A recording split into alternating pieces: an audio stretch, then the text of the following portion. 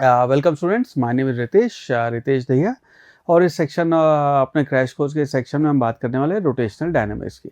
Now NEET के point of view से बहुत इंपॉर्टेंट चैप्टर है और कम से कम 2 सवाल और हो सकता है 3 सवाल भी आपको रोटेशनल डायनामिक्स से देखने को मिल जाएं। तो बहुत इंपॉर्टेंट चैप्टर है, लंबा चैप्टर भी है, तो अच्छे से इस पर ध्यान देना। राइट, बिल्कुल बेसिक्स क्लियर करते हुए चलेंगे। ऑल दो क्रैश कोर्स है, बट मैं चाहूँगा आपके बेसिक्स सारे क्लियर हो, कॉन्सेप्ट कुछ भी मिस नहीं होएगा। रोटेशनल मोशन की जब भी हम बात करते हैं तो रोटेशनल मोशन में सबसे पहले हम बात करेंगे something called rigid body. Rigid body को ऐसे देखना जैसे फॉर एग्जांपल हम पूरे मैकेनिक्स में रिजिड बॉडी की ही बात करते हैं, पर यहाँ स्पेसिफिकली उसको डिफाइन कर रहे हैं। अगर मान लो एक टमाटर है, उस टमाटर को मैंने बैट से मारा, तो वो टमाटर फट के कहाँ जाएगा उसका मोशन हम प्रिडिक्ट नहीं कर सकते हैं। इसलिए हम यहाँ पे कहते हैं क्रिकेट बॉल है, जो क्रिकेट बॉल को जब आप बैट से मारेंगे वो क्रिकेट बॉल को आपको रिजिड होना पड़ेगा, तभी आप गारंटी से उसका मोशन प्रेडिक्ट कर सकते हैं। तो पूरे फिजिक्स में पढ़ते ही हम रिजिड बॉडी हैं, इसलिए इस चैप्टर को कई बार रिजिड बॉडी डायनामिक्स भी कहा जाता है। लाइक टेक्निकली उसको हम ऐसे डिफाइन करते हैं कि पूरे मोशन के दौरान किसी भी रैंडमली 2 पॉइंट को अगर आप सेलेक्ट कर लें और उन दोनों के बीच का डिस्टेंस आपका फिक्स रहे, तो बॉल आपकी ऐसे ऐसे ऐसे ऐसे चाहे कैसे भी घूम के जाए, लेकिन उन दोनों के बीच का डिस्टेंस अगर आपका फिक्स्ड है तो हम कहेंगे बॉडी आपकी रिजिड है। टमाटर के बारे में या कोई एप्पल है या कोई पोटैटो है, उसके बारे में मोशन के बारे में आप ये नहीं कह सकते कि उनका डिस्टेंस फिक्स होएगा, इसलिए वो रिजिड बॉडीज नहीं है। राइट, टाइप्स ऑफ मोशन की अगर बात करें तो जो मैकेनिक्स में हम टाइप्स ऑफ मोशन पढ़ते हैं, तो सबसे पहला होता है आपका ट्रांसलेशनल मोशन। ट्रांसलेशनल मोशन क्या है कि आपके एक बॉडी है, उस बॉडी के ऊपर आपने फोर्स लगाया और वो फोर्स लगाने की वजह से आपके 1 डायमेंशन, 2 डायमेंशन, 3 डायमेंशन में बॉडी आपकी मूव की। इस मोशन को हम ट्रांसलेशनल मोशन कहते हैं। दूसरा टाइप आता है जिसको आप कहते हैं प्योर रोटेशन। तो ये बॉडी है, आपकी रॉड है, मान लो इसको आपने हिंज कर रखा है, यहाँ फोर्स लगाया, अब इसकी मजबूरी है कि अपने हिंज के अबाउट ही घूमेगी। तो ये आर्म है, इसको यहाँ अगर मैंने फिक्स कर रखा है, फोर्स लगेगा तो इसके अबाउट ही घूमेगी। तो इस तरह का जो मोशन होता है उसको आप रोटेशनल मोशन कहते हैं। जरूरी नहीं है आप इसे हिंज करें। अगर ये आपका पेन रखा हुआ है और यहाँ आपने फोर्स लगाया, तो जो भी इसका सेंटर ऑफ मास है, तो पेन को अगर आपने टेबल पे ऐसे रख के फोर्स लगाया तो अपने सेंटर ऑफ मास के अबाउट ही रोटेट कर जाएगा। तो ये मोशन जो है इसको प्योर ट्रांसलेशनल मोशन कहते हैं। तीसरा होगा आपका कंबाइंड मोशन या general motion, translational plus rotation का कंबाइंड मोशन। इसको यूजुअली हम लोग CTR के नाम से भी पढ़ेंगे। तो towards end of the chapter आपका CTR मोशन आएगा, बहुत इंपॉर्टेंट है। CTR का एक सवाल पक्का आएगा, पक्का। ठीक है, पहाड़ से 4 चीज़ें फेंक दी, नीचे जब पहुंचेंगी तो सबसे ज़्यादा वेलोसिटी किसकी होगी, सबसे टाइम कम किसको लगेगा, इस तरह के सवाल काफ़ी कॉमन सवाल हैं। तो CTR का एक सवाल पक्का आएगा। तो पहले हमने ट्रांसलेशनल की बात अभी तक कर ली, अब प्योर रोटेशनल मोशन की बात करेंगे, उसके बाद फिर CTR, दोनों का कंबाइंड इफेक्ट देखेंगे हम। तो CTR मोशन में हम ये कह रहे हैं कि आपका टायर आगे भी जा रहा है और ये आपका ऐसे रोटेट भी कर रहा है, तो इसका जो ये फिजिकल डिस्प्लेसमेंट आगे ट्रांसलेशनल भी होएगा और प्योर रोटेशनल अपनी एक्सिस पे घूम रहा है वो भी होएगा। दोनों का कंबाइंड इफेक्ट हम वहां पे देखेंगे CTR में। राइट, आई होप ये टाइप्स ऑफ मोशन आपको क्लियर है। नेक्स्ट यहाँ पे बात करते हैं आपके सर्कुलर मोशन की। ये जो चीज़ें हमने पहले ऑलरेडी सर्कुलर मोशन में पढ़ ली, उसको क्विकली रिवाइज करते हैं। तो हमने वहाँ बात की थी, आपका एक थीटा होता है जो एंगुलर डिस्प्लेसमेंट है, उसको आप लिखते हैं आर्क डिवाइड बाय रेडियस, या फिर अगर छोटा डिस्टेंस है तो linear displacement divide by radius. Angular velocity होता है उसका rate of change of time, कि टाइम के साथ थीटा कैसे वेरी कर रहा है। अगर आप इंस्टेंटेनियस की बात करते हैं तो ओमेगा को आप लिखते हैं d थीटा बाय dt, और अगर आप एवरेज की बात करते हैं इसको आप लिखते हैं total angular displacement divided by dt, total time taken, ये आपकी एवरेज वैल्यू होती है। सिमिलरली एंगुलर एक्सेलेरेशन जो था उसकी भी आपकी एवरेज और इंस्टेंटेनियस वैल्यू आएगी। टोटल चेंज इन आपकी angular velocity divide by total time taken, उसको आप एवरेज कहेंगे। इंस्टेंटेनियस आएगा आपका d ओमेगा बाय dt, या फिर d theta bye d2 square divide bye dt। ये आपकी उसको डबल डिफरेंशिएट कर देंगे थीटा को, तो एंगुलर उसकी वैल्यू आ जाएगी। ठीक है, आई होप ये सर्कुलर मोशन वाली चीज़ें आपको यहाँ तक याद है। इन्हीं के बेसिस पे कुछ सवाल सॉल्व करते हैं। तो आपका पहला सवाल है कि हमें दिया हुआ है angular displacement theta of a flywheel varies with time as theta is equal to AT plus BT square plus CT cube. Theta आपका ऐसे वेरी कर रहा है, हमें बताना है एंगुलर एक्सेलेरेशन क्या होगा। ना एंगुलर वेलोसिटी अपने को पता है, this will be equal to d theta by dt। तो इसको एक बार डिफरेंशिएट करेंगे तो आपकी एंगुलर वेलोसिटी आएगी, तो इसको आप डिफरेंशिएट करेंगे तो आएगा आपका a plus 2b plus 3c t square. ये तो आपकी एंगुलर वेलोसिटी आएगी। इसी को एक बार और डिफ्रेंशिएट कर देंगे आप टाइम के साथ, तो alpha will be equal to d omega divide by d T.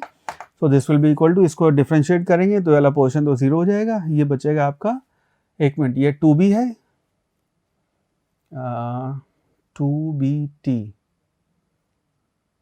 Alright, ये 2b स्क्वायर था ना, ये मिस्टेक कर दी मैंने, और टी आना चाहिए। ऑलराइट, इसको जब डिफ्रेंशिएट करेंगे तो ये आपका बचेगा 2b प्लस 6ct, ये आपका अल्फा हो जाएगा। सो बेस्ड ऑन दिस हम कह सकते हैं आपका option D, 2b plus 6ct, ये आपका राइट आंसर होएगा। ठीक है, अगले सवाल पे चलते हैं। नेक्स्ट क्वेश्चन सेज, क्वेश्चन इधर आ गया, इसको मैं दोबारा करूंगा। अरे नेक्स्ट क्वेश्चन देखते हैं। Question says a wheel completes 2000 rotation in covering a distance of 9.5 kilometre. ठीक है, diameter of the wheel is, तो व्हील है आपका सड़क पे चल रहा है, 2000 उसने गोल चक्कर काटा है, उसने फिजिकली आपका जो लीनियर डिस्प्लेसमेंट है स्ट्रेट लाइन में अज्यूम कर रहे हैं, वो आपका 9.5 किलोमीटर ट्रेवल किया है, आपको बताना है डायमीटर क्या होगा। तो सिनेरियो ये है कि ये आपका व्हील ऐसे मूव करेगा, ऐसे भी मूव करेगा जब ग्राउंड पे, तो एक जब गोला काट के, मान लो हमने यहाँ पे कोई मार्क लगाया था, ये गोला वापस ऐसे आएगा कि आपका मार्क वापस उसी जगह पे पहुंचेगा। तो ये जो आपका इसका रेडियस मान लो r है, तो यहाँ जो डिस्टेंस आपका लीनियर डिस्टेंस उसने ट्रेवल किया उसको आप लिखेंगे 2 पाई r या फिर पाई d। ठीक है, ये आपका लीनियर डिस्प्लेसमेंट होएगा। नाउ इस केस में अपने को ये दिया हुआ है कि आपका 2000 रोटेशन के बाद तो आपका डिस्प्लेसमेंट जो होएगा उसको आप लिखेंगे पाई d एक गोले का मल्टीप्लाइड बाय 2000, और इस s की वैल्यू अपने को 9.5 किलोमीटर दे रखी है, हमें डायमीटर की वैल्यू बतानी है। तो इसको आप डायमीटर को लिख सकते हैं, this will be equal to 9.5 kilometre, यानी कि 9.5 multiplied by 10 to the power 3 divided by pi multiplied by 2 into 10 to the power 3। मैंने इसको भी उसी फॉर्मेट में लिख लिया, काटना आसान हो जाएगा। सो इसको जब आप सॉल्व करेंगे सो ये वैल्यू आ जाएगी आपकी 9.5 divided by 2 multiplied by 3.14। Right, इसको जब आप कैलकुलेट करेंगे तो इसकी अप्रॉक्सीमेटली वैल्यू आ जाएगी 1.5 metre. So based on this हम कह सकते हैं कि option A 1.5 metre, that will be the right answer. चलो अगला सवाल सॉल्व करते हैं इसी पे। Question says figure shows a small wheel fix coaxially on a bigger one of double the radius. Alright, तो सिनेरियो ये है, जैसे मैं आपको इसको अगर डेमोन्स्ट्रेट करूं तो ये आपका इस तरह से दो ऑब्जेक्ट्स कोएक्सियली फिक्स्ड हैं कि इसका रेडियस r है, इसका रेडियस 2r है, और उन दोनों पे आपने ब्लॉक लटकाया हुआ है। अब the system rotates about the common axis, दोनों अपने ही कॉमन एक्सिस पे घूम रहे हैं। इसको ऐसे देख सकते हैं जैसे कभी आपने अगर पतंग उड़ाई हो, तो जब हम पतंग उड़ाते हैं वो जो हाथ में पकड़ते हैं जिसके अंदर धागा लिपटा होता है, उसको अलग अलग जगह अलग अलग नाम देते हैं, चक्री वो जो बोलते हैं उसको। तो उसका एक रेडियस तो डबल है, दूसरा रेडियस का हाफ है। The strings supporting A and B do not slip on the wheel if X and B are the distances traveled by A and B। तो A और B का डिस्टेंस ट्रेवल आपका X और Y है, in the same time हमें X और Y के बीच में रिलेशन बताना है। नाउ इसका रेडियस मान लेते हैं आपका R है, और इस वाले का रेडियस आपका 2R है, और आपका A ब्लॉक जो बंधा हुआ है वो R के रेडियस पे है, और B ब्लॉक है आपका 2R के रेडियस पे। नाउ इस केस में अगर आप देखेंगे दोनों का डिस्प्लेसमेंट, अगर आपका रोटेशन देखेंगे तो एक गोला अगर मान लो घुमा है, तो उस केस में जो r वाला रेडियस है तो उसका डिस्प्लेसमेंट जो होएगा x वाले का xa, that will be equal to 2 pi r, और दूसरा होएगा xb जो होएगा उसका डिस्प्लेसमेंट जो होएगा, अच्छा इसी को हमने नाम यहाँ पे x दिया है और इसी को आपने नाम y दिया है। So this will be equal to 2 pi multiplied by 2r। So x divided by y, नहीं इसमें हमें रेशो उल्टा बताना है, तो आप इसको ऐसे लिखेंगे, इसको आप लिख लें y डिवाइडेड बाय x, तो इससे उसको डिवाइड कर लेंगे, तो this will be equal to 2 pi multiplied by 2r divided by आपका 2 पाई r, तो which means y will be equal to 2x। तो y की वैल्यू आपकी 2x के बराबर होगी, hence option C would be the right answer. I hope इससे circular motion वाली कुछ चीज़ें आपको एक बार फिर रिवाइज हुई। आगे बढ़ते हैं, यहाँ सबसे पहले बात करते हैं, जब भी प्योर रोटेशन मोशन की बात करेंगे सबसे इंपॉर्टेंट चीज़ जो सबसे पहली चीज़ समझने की ज़रूरत है वो है आपका axis of rotation. Now axis of rotation को हम ये कहते हैं कि कोई भी ऑब्जेक्ट, जैसे फॉर एग्जांपल मैं इसको ऐसे देखते हैं कि अगर मान लीजिए मैं एक वायर है, इस वायर को बड़े सारे ऑब्जेक्ट्स हैं इनको पकड़ के एक साथ ऐसे घुमा रहा हूँ, तो एक्सिस ऑफ रोटेशन जब आप इसको ऐसे ऐसे घुमा रहे हैं तो एक्सिस ऑफ रोटेशन आपका वो होएगा कोई एक लाइन, उस लाइन के अबाउट जितने पार्टिकल ये आपके गोल गोल घूम रहे हैं उस लाइन के अबाउट इंडिविजुअली हर पार्टिकल को जब आप कंसिडर करेंगे, सो हर पार्टिकल जो है वो आपका सर्कुलर मोशन यहाँ पे परफॉर्म कर रहा है। इंडिविजुअली सारे लोग सर्कुलर मोशन परफॉर्म कर रहे हैं उस लाइन के अबाउट, और उस लाइन को आप एक्सिस ऑफ रोटेशन कहते हैं। So pure rotation motion occurs if every particle in the body moves in a circular about a single line. This line is called axis of rotation. ठीक है। Then the radius vector from the axis to all the particle undergoes the same displacement. तो ये जो सारे particle आपके ऐसे घूमे हैं तो आपका एंगुलर डिस्प्लेसमेंट हर पार्टिकल का एग्जैक्ट सेम हुआ है, उसको आप एक्सिस ऑफ रोटेशन कहेंगे। इसका फर्दर एग्जांपल ले सकते हैं, जैसे सीलिंग फैन होता है, सीलिंग फैन का जो बीच का डंडा है वो आपका एक्सिस ऑफ रोटेशन है, और आपकी जो पंखुड़ियाँ गोल गोल गोल घूम रही हैं तो वो पंखुड़ियाँ, उनका फिजिकल डिस्प्लेसमेंट तो सबका अलग अलग, हर पॉइंट का अलग अलग होएगा, लेकिन उस एक्सिस के अबाउट एंगुलर डिस्प्लेसमेंट अगर इसका 15 डिग्री है, इसका भी, सबका 15 डिग्री का एंगुलर डिस्प्लेसमेंट हुआ है, उसको आप कहेंगे एक्सिस ऑफ रोटेशन।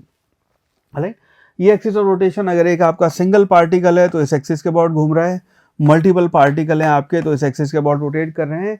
ये एक्सिस जो है बेटा ये आपका बॉडी के अंदर भी हो सकता है, ये एक्सिस आपका बॉडी के बाहर भी हो सकता है, डजंट मैटर।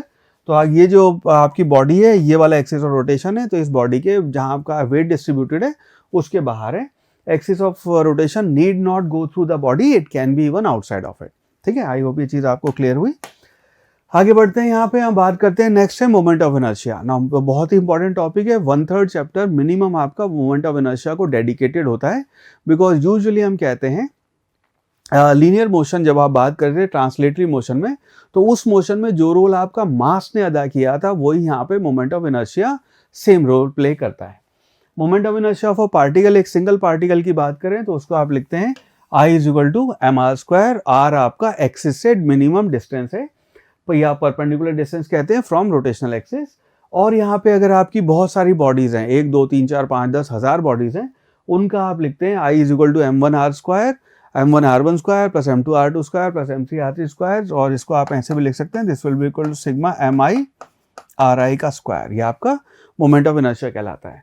कंटिन्यूस बॉडी होगी उसके लिए आप इसको ऐसे लिखेंगे, आपका जो dm आएगा dm r², इसको पकड़ के सांप का साइन लगा के हम इंटीग्रेट कर देंगे, उससे आपकी कंटिन्यूस बॉडी जो है उन सब का मोमेंट ऑफ इनर्शिया आ जाता है। ठीक है, इसको ध्यान रखना, मोमेंट ऑफ इनर्शिया जो है property of a body due to which opposes any change in its state of rest और यूनिफॉर्म मोशन। जैसे हमने कहा था मास ऑफ अ बॉडी वो आपका इनर्शिया आपकी प्रॉपर्टी है, और मास की वजह से बॉडीज आपका अवॉइड करती हैं रेस्ट। आपका अगर रेस्ट पे है तो रेस्ट पे रहेगी, मोशन यूनिफॉर्म हो रहा है तो यूनिफॉर्म में रहेगी, until unless external force is being applied on it, तो उसका state of change of motion avoid करती है। सेम काम यहाँ पे आपका मोमेंट ऑफ इनर्शिया वो करता है।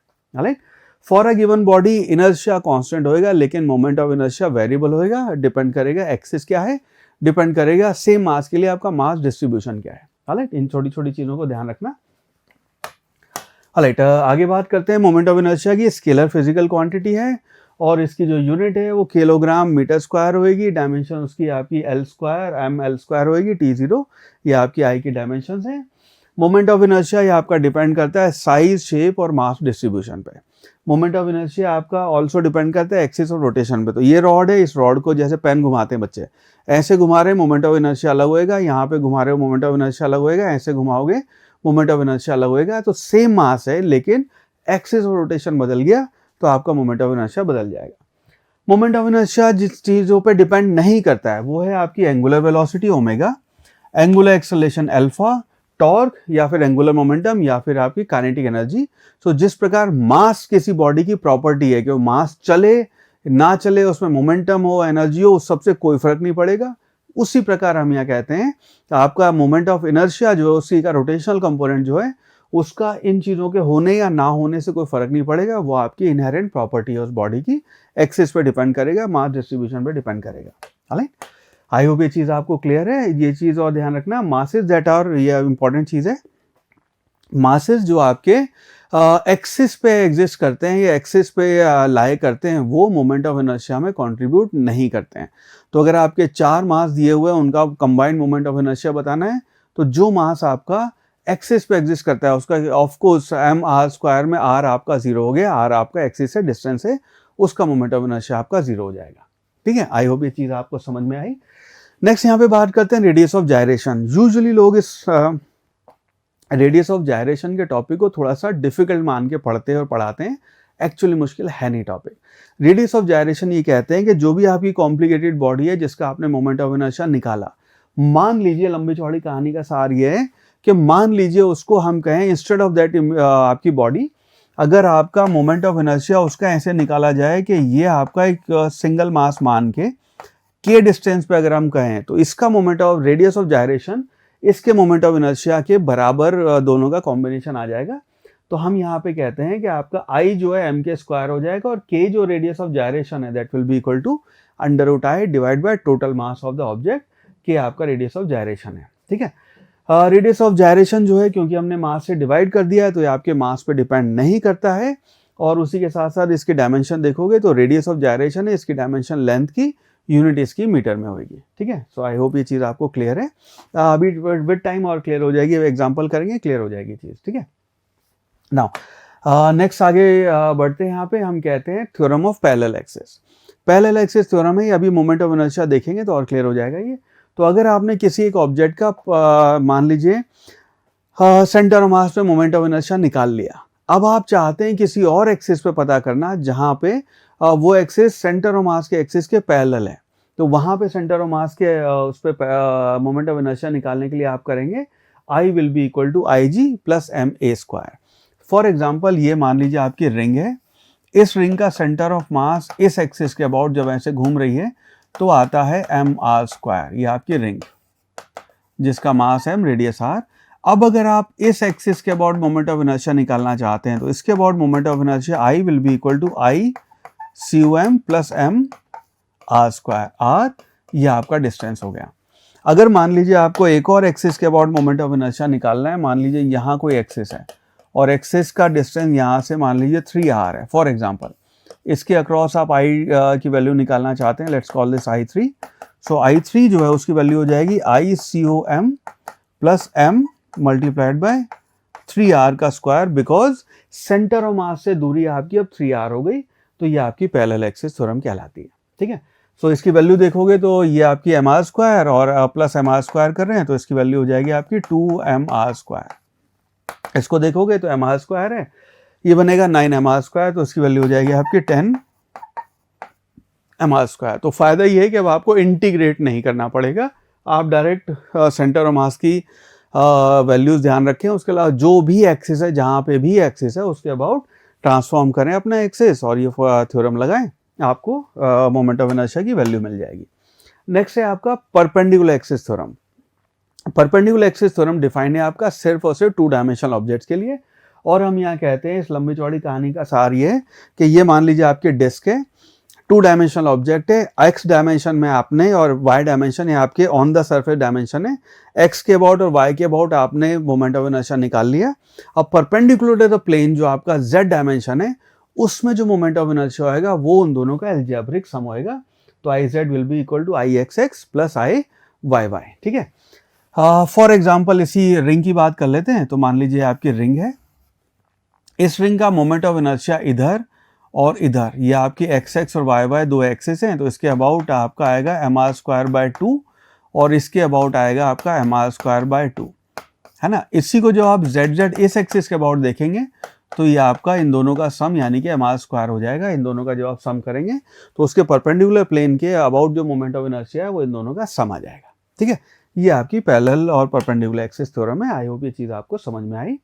इंटरेस्टिंग बात ये है कि जो पॉइंट ऑफ इंटरसेक्शन है आपका, ये ज़रूरी नहीं है कि आपका सेंटर ऑफ मास ही हो। पैरेलल एक्सिस में सेंटर ऑफ मास होना जरूरी है, यहाँ पे it can be even outside of it, body के बाहर भी हो सकता है, इसको ध्यान रखना। ये ज़रूरी नहीं है यहीं पे हो, तो आपकी ये एक्स रिंग है और ये आपको इस पॉइंट के अबाउट भी बात कर सकते हैं। ठीक है, so it can be even outside of it. Right, I hope ये चीज़ आपको समझ में आई। ऑलराइट, आगे बढ़ते बेटा। हम यहाँ पे कहते हैं moment of inertia of 2 point mass system. Now बड़ा इंपॉर्टेंट कॉन्सेप्ट है, ये कई चैप्टर्स में आपको काम आता है, इसकी ज़रूरत ग्रेविटेशन में भी पड़ेगी आपको। Moment of inertia of 2 masses अगर आपको देख रहे हैं अबाउट देयर सेंटर ऑफ मास, तो ये मास आपका मान लीजिए m1 है, ये मास आपका m2 है, और दोनों के बीच का डिस्टेंस आपका r है। ये वाला डिस्टेंस सेंटर ऑफ मास है, ये आपका सेंटर ऑफ मास की लोकेशन है, और ये डिस्टेंस आपका r2 है, और दोनों ऐसे घूम रहे हैं अपने सेंटर ऑफ मास के अबाउट। तो अर्थ और मून की बात करेंगे, अर्थ और सन की बात करेंगे, तो दोनों सेंटर ऑफ मास के अबाउट ऐसे ऐसे ऐसे ऐसे घूम रहे हैं, ठीक है। तो इस केस में हम कहते हैं कि आपका जो सेंटर ऑफ मास की जब हम बात करेंगे यहाँ पे, तो r1 प्लस r2 की वैल्यू r, और क्योंकि सेंटर ऑफ मास आपका कंजर्व्ड है, एक्सटर्नल फोर्स नहीं है, तो m1 r1 will be equal to m2 r2, और आपका r1 r2 जो है इन्वर्स मास रेशो में या सेंटर मास में पढ़ चुके हैं, इन्वर्स मास रेशो में आपका r1 r2 इसको डिवाइड करते हैं, और आपका मोमेंट ऑफ इनर्शिया दोनों का मिला के m1 r1 square plus m2 r2 square हो जाएगा, और उस वजह से आपका moment of inertia of the combined system जो आता है उसको आप लिखते हैं म्यू r स्क्वायर। म्यू जो है आपका, this is called m1 m2 divided by m1 plus m2, this is also known as reduced mass. Mu की वैल्यू इंडिविजुअली m1 और m2 से दोनों से कम आएगी, and this is called reduced mass, ठीक है। तो इसको ध्यान रखना, आई की जो वैल्यू आएगी इस केस में उसको आप लिखते हैं म्यू r स्क्वायर। आर उनका बीच का ओरिजिनल डिस्टेंस है, और म्यू आपका रिड्यूस मास है। इसी चीज़ को हम इस्तेमाल करते हैं, मान लीजिए आपके पास हाइड्रोजन, ऑक्सीजन या फिर HCl या फिर NaCl इस तरह के मॉलिक्यूल्स हैं, और आप जानना चाहते हैं उनका मोमेंट ऑफ इनर्शिया क्या है, तो वहाँ पे लंबी चौड़ी कहानी करने की बजाय आप डायरेक्ट ये फॉर्मूला यूज़ कर सकते हैं। रिड्यूस मास आपको H का और Cl का मास पता है, तो उससे m1 m2 divide by m1 plus m2 करके आपको रिड्यूस मास की वैल्यू आ जाएगी। टोटल डिस्टेंस जो आपको, जैसे फॉर एग्जांपल HCl होता है, उसका R जो आएगा वो 1.28 एंगस्ट्रॉम हुआ, तो उसके बेसिस पे आपका मोमेंट ऑफ इनर्शिया डायरेक्ट आप ऐसे कैलकुलेट कर सकते हैं। तो बहुत यूजफुल फॉर्मूला है ये। नेक्स्ट उसके बाद बात करते हैं बेटा यहाँ पे एनालॉजी। अगर हम देखेंगे लीनियर मोशन और आपका ट्रांसलेटरी मोशन और सर्कुलर या रोटेशनल जो मोशन है उसके बीच एनालॉजी है। अगर आपको ट्रांसलेटरी मोशन अच्छे से समझ में आया तो रोटेशन मोशन मुश्किल काम नहीं है। इसके बीच अगर एनालॉजी लें तो अगर आपका जो लीनियर मोमेंटम P है हमने डिफाइन किया था is equal to mv, exactly उसी एनालॉगस उसमें हम आपका एंगुलर मोमेंटम डिफाइन करते हैं I ओमेगा। तो मास को आपने रिप्लेस कर देना I से, ओमेगा v की जगह ले लेगा। सिमिलरली अगर ये वाला रिलेशन आपको याद है कि angular momentum is equal to √2me, वो यहाँ पे एंगुलर मोमेंटम जो है आपका लीनियर मोमेंटम √2me होता था, एंगुलर मोमेंटम यहाँ पे √2ie हो जाएगा। मास को आपने I से रिप्लेस कर दिया है, एनर्जी आपकी एनर्जी रहेगी। फोर्स आपका मोशन का काम करता था, स्टेट ऑफ मोशन चेंज करता था। सेकंड लॉ से आपने F is equal to ma लिखा, यहाँ पे torque is equal to I आ जाएगा। एनर्जी आपकी kinetic energy half mv square होती थी, translational rotational energy half I omega square हो जाएगी। एनर्जी और मोमेंटम के बीच में p स्क्वायर बाय 2m का रिलेशन था, यहाँ पे l स्क्वायर बाय 2I का रिलेशन हो जाएगा। सिमिलरली इम्पल्स जो है वो f डॉट dt होती थी, एंगुलर इम्पल्स आपकी टाउ डॉट dt हो जाएगी। और work done f dot ds होता था, यहाँ पे वर्क डन आपका टाउ डॉट d थीटा हो जाएगा। एक चीज़ और मेरे ख्याल है यहाँ पे रह गई, एक चीज़ हम लिखते थे पावर जो आएगी आपकी, पावर p को हम लिखते थे f डॉट v, और यहाँ पे पावर p जो है वो आ जाएगी टाउ डॉट ओमेगा, ठीक है। सो जो यहाँ पे कहानी हो रही थी, सारी चीज़ें हमने अच्छे से पढ़ी हुई है, समझी समझाई हुई है, वही सारी कहानी यहाँ पे होने वाली है। तो ज़्यादा लंबा चौड़ा मुश्किल काम नहीं है। नई टर्म्स, नई चीज़ें टर्म्स बहुत ज़्यादा नहीं आएंगी, उन्हीं के रोटेशनल कंपोनेंट हम यहाँ पे देखने वाले हैं, ठीक है। आई होप ये चीज़ आपको क्लियर। आगे बढ़ते हैं बेटा, इसी में आगे बात करते हैं मोमेंट ऑफ इनर्शिया की। नाउ ये मैं डेटा आपको दिखा रहा हूँ, क्रैश कोर्स है, डिराइव करने का टाइम नहीं है अपने पास, पर ये डेटा रात को 2 बजे भी आपको याद होना चाहिए, कंठस्थ होना चाहिए, डायरेक्ट इसके ऊपर सवाल बनते हैं। तो अगर आप बात करें बेटा एक रिंग की, रिंग आपने ऐसे ली है कि सेंटर से परपेंडिकुलर प्लेन आपका मोमेंट ऑफ इनर्शिया निकाल रहे हैं, उसकी वैल्यू आएगी mr स्क्वायर। उसी को अगर आप पैरेलल एक्सिस थ्योरम लगाएंगे और मान लीजिए एक्सिस आप इधर ले गए, तो ये अभी हमने डिराइव किया था mr स्क्वायर के साथ, आप mr स्क्वायर ऐड कर देंगे 2mr स्क्वायर हो जाएगा। उसी रिंग को अगर आप रिंग जो पहले ऐसे थी उसको आप ऐसे घुमा रहे थे, इस बार आप उसको इस एक्सिस पे रिंग को घुमा रहे हैं, तो उसका हाफ mr स्क्वायर होता है, ये 3/2 mr स्क्वायर अगर आप डायमीटर के अबाउट देखेंगे तो, ठीक है। राइट, नेक्स्ट आगे बढ़ते हैं बेटा, ये डेटा सारा आपको याद होना चाहिए, ध्यान रखना है इसको। नेक्स्ट इसके बाद बात करते हैं डिस्क की। डिस्क का ये वाला मोमेंट ऑफ इनर्शिया बेटा परपेंडिकुलर टू द प्लेन, और आपका सेंटर ऑफ मास से पासिंग एक्सिस वो आता है हाफ mr स्क्वायर।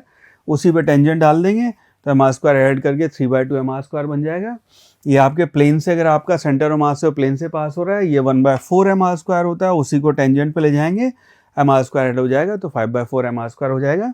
ये डेटा है, स्क्रीनशॉट लेके रख लेना, ये डेटा आपको याद होना चाहिए, डायरेक्ट इसका इस्तेमाल करेंगे हम सवालों में। ये आपकी एनुलर डिस्क है, एनुलर डिस्क मतलब आपका एक इनर रेडियस r1 है, आउटर रेडियस r2 है, उसको जब आप ऐसे घुमा रहे हैं तो ये m/2 इसका r1² प्लस r2², ये आपका इसके मोमेंट ऑफ इनर्शिया हो जाएंगे। ठीक है, स्क्रीनशॉट लेके रख लेना एंड ये यूजफुल होते हैं आपके लिए। ऑलराइट, एनुलर डिस्क ओसी के अलग अलग सिनेरियोज हैं। और उसके बाद जो नेक्स्ट आपका इंपॉर्टेंट पार्ट है, नाउ ये आपके सिलेंडर है। सिलेंडर की अगर हम इसकी बात करें, सिलेंडर आपके दो टाइप के होते हैं, एक को कहते हैं हम सॉलिड सिलेंडर, एक आपका सिलेंड्रिकल शेल बोलते हैं, या फिर आपका हॉलो सिलेंडर होता है। तो सिलेंडर का मोमेंट ऑफ इनर्शिया सॉलिड अगर है तो वही आता है जो डिस्क का है, और हॉलो का वही आता है जो रिंग का है। तो इसको भी आप ऐसे भी ध्यान रख सकते हैं। तो ये आपका हाफ mr² और ये mr² होएगा, ये एग्जैक्ट वही वैल्यू है जो आपकी डिस्क की और आपके रिंग की है। ठीक है, नेक्स्ट आगे बढ़ते हैं। यहाँ पे अब आपका है सॉलिड स्फेयर और hollow sphere. Derive of course इसको हम यहाँ नहीं करेंगे, डेटा आपको ध्यान रखना है। सॉलिड स्फेयर का 2/5 होता है और हॉलो स्फेयर का जो है ये आपका 2/3 होता है, सेंटर से जो एक्सिस पास हो रहा है उसके लिए। तो ये आपको डेटा ध्यान होना है, 2/5 और 2/3 ध्यान रखना। सॉलिड का 2/5 होता है। ऑलराइट, ये आपके मोमेंट ऑफ इनर्शिया हो गए। नाउ इसके बेसिस पे आपको सवाल सॉल्व करते हैं। नाउ नीट 2015 में आपसे सवाल पूछा गया, question says 3 identical spherical shells. तो स्फेरिकल शेल्स का मतलब हुआ आपका हॉलो स्फेयर है। Each of mass m and radius r are placed as shown in the figure. तो आपके मास m और रेडियस r इंडिविजुअल वो हैं। Consider an axis which is touching the two shells and passing through the diameter of the third shell. तो आपका एक ये आपका एक्सिस है, तो एक आपका शेल ऐसे रखा हुआ है, एक ऐसे रखा हुआ है और एक ऐसे रखा हुआ है। ठीक है, moment of inertia of the system क्या होएगा हमें ये बताना है, और ये 4 ऑप्शन आपको दे रखे हैं। नाउ इस केस में यहाँ पे आपकी पैरेलल एक्सिस थ्योरम लगेगी और आपको इंडिविजुअली तीनों का मोमेंट ऑफ इनर्शिया निकालना, वो क्या वैल्यू होती है पता होना चाहिए। इनके नामकरण कर लेते हैं। सो लेट्स कॉल दिस 1, इसको 2 और इसको 3 कह देते हैं। तो मोमेंट ऑफ इनर्शिया आपका जो आई नेट आएगा total, that will be equal to I1 plus I2 plus I3, तीनों का मोमेंट ऑफ इनर्शिया ऐड हो जाएगा। अगर आप I1 की बात करेंगे तो मोमेंट ऑफ इनर्शिया I1 जो होएगा, क्योंकि उसका सेंटर ऑफ मास से ही एक्सिस पास हो रहा है, उसकी वैल्यू और स्फेरिकल शेल है, तो that will be equal to 2/3 mr²। ठीक है, I2 की अगर आप बात करेंगे, I2 तो I2 का ये आपका सेंटर ऑफ मास है, इसके थ्रू जो मोमेंट ऑफ इनर्शिया आएगा ये तो होगा 2/3 mr², लेकिन वो इसके अबाउट गोल घूम रहा है, इस एक्सिस के अबाउट जब वो घूम रहा है, तो इसके अबाउट जब वो ओमेगा उससे घूम रहा है, तो उस केस में आप पैरेलल एक्सिस थ्योरम लगा के उसका एक्सिस ट्रांसपोज करेंगे। तो उसको आप लिखेंगे 2/3 mr² प्लस mr², बिकॉज यहाँ से सेंटर से ये दूरी आपकी r है। ठीक है, इसको जब सॉल्व करेंगे तो इसकी वैल्यू हो जाएगी 5/3 mr²। ठीक है, ये I2 आ गया। सिमिलरली जो I3 है उसकी वैल्यू भी सेम सिनेरियो है। I3 यहाँ पे, उसको भी जब यहाँ ट्रांसफॉर्म करेंगे उसकी वैल्यू भी एग्जैक्टली सेम 5/3 mr² हो जाएगा। तो इसको जब आप ऐड करेंगे आई नेट आप टोटल मोमेंट ऑफ इनर्शिया जब निकालेंगे उसकी वैल्यू हो जाएगी आपकी 2/3 plus 5/3 plus 5/3। Alright, mr² common ले लेते हैं और इसको जब सॉल्व करेंगे तो 5 5 और 2 12/3 mr², यानी कि 4 mr²। So that will be our final answer, यानी कि option B would be the correct choice. ठीक है, तो इसलिए आपको parallel axis theorem, perpendicular axis theorem आनी चाहिए और इंडिविजुअली सबके वैल्यूज आपको पता होनी चाहिए। अगर वैल्यूज नहीं पता है तो ये सवाल हम कर भी नहीं सकते थे। हालांकि आई होप सॉल्यूशन आपको समझ में आया। नेक्स्ट अगेन फिर नीट का क्वेश्चन है, प्रीवियस ईयर 2011 में आपसे सवाल पूछा गया। Question says moment of inertia of a thin uniform rod of mass m and length l। तो मास m है, लेंथ l है, about an axis passing through its mid point and perpendicular to its length is I0।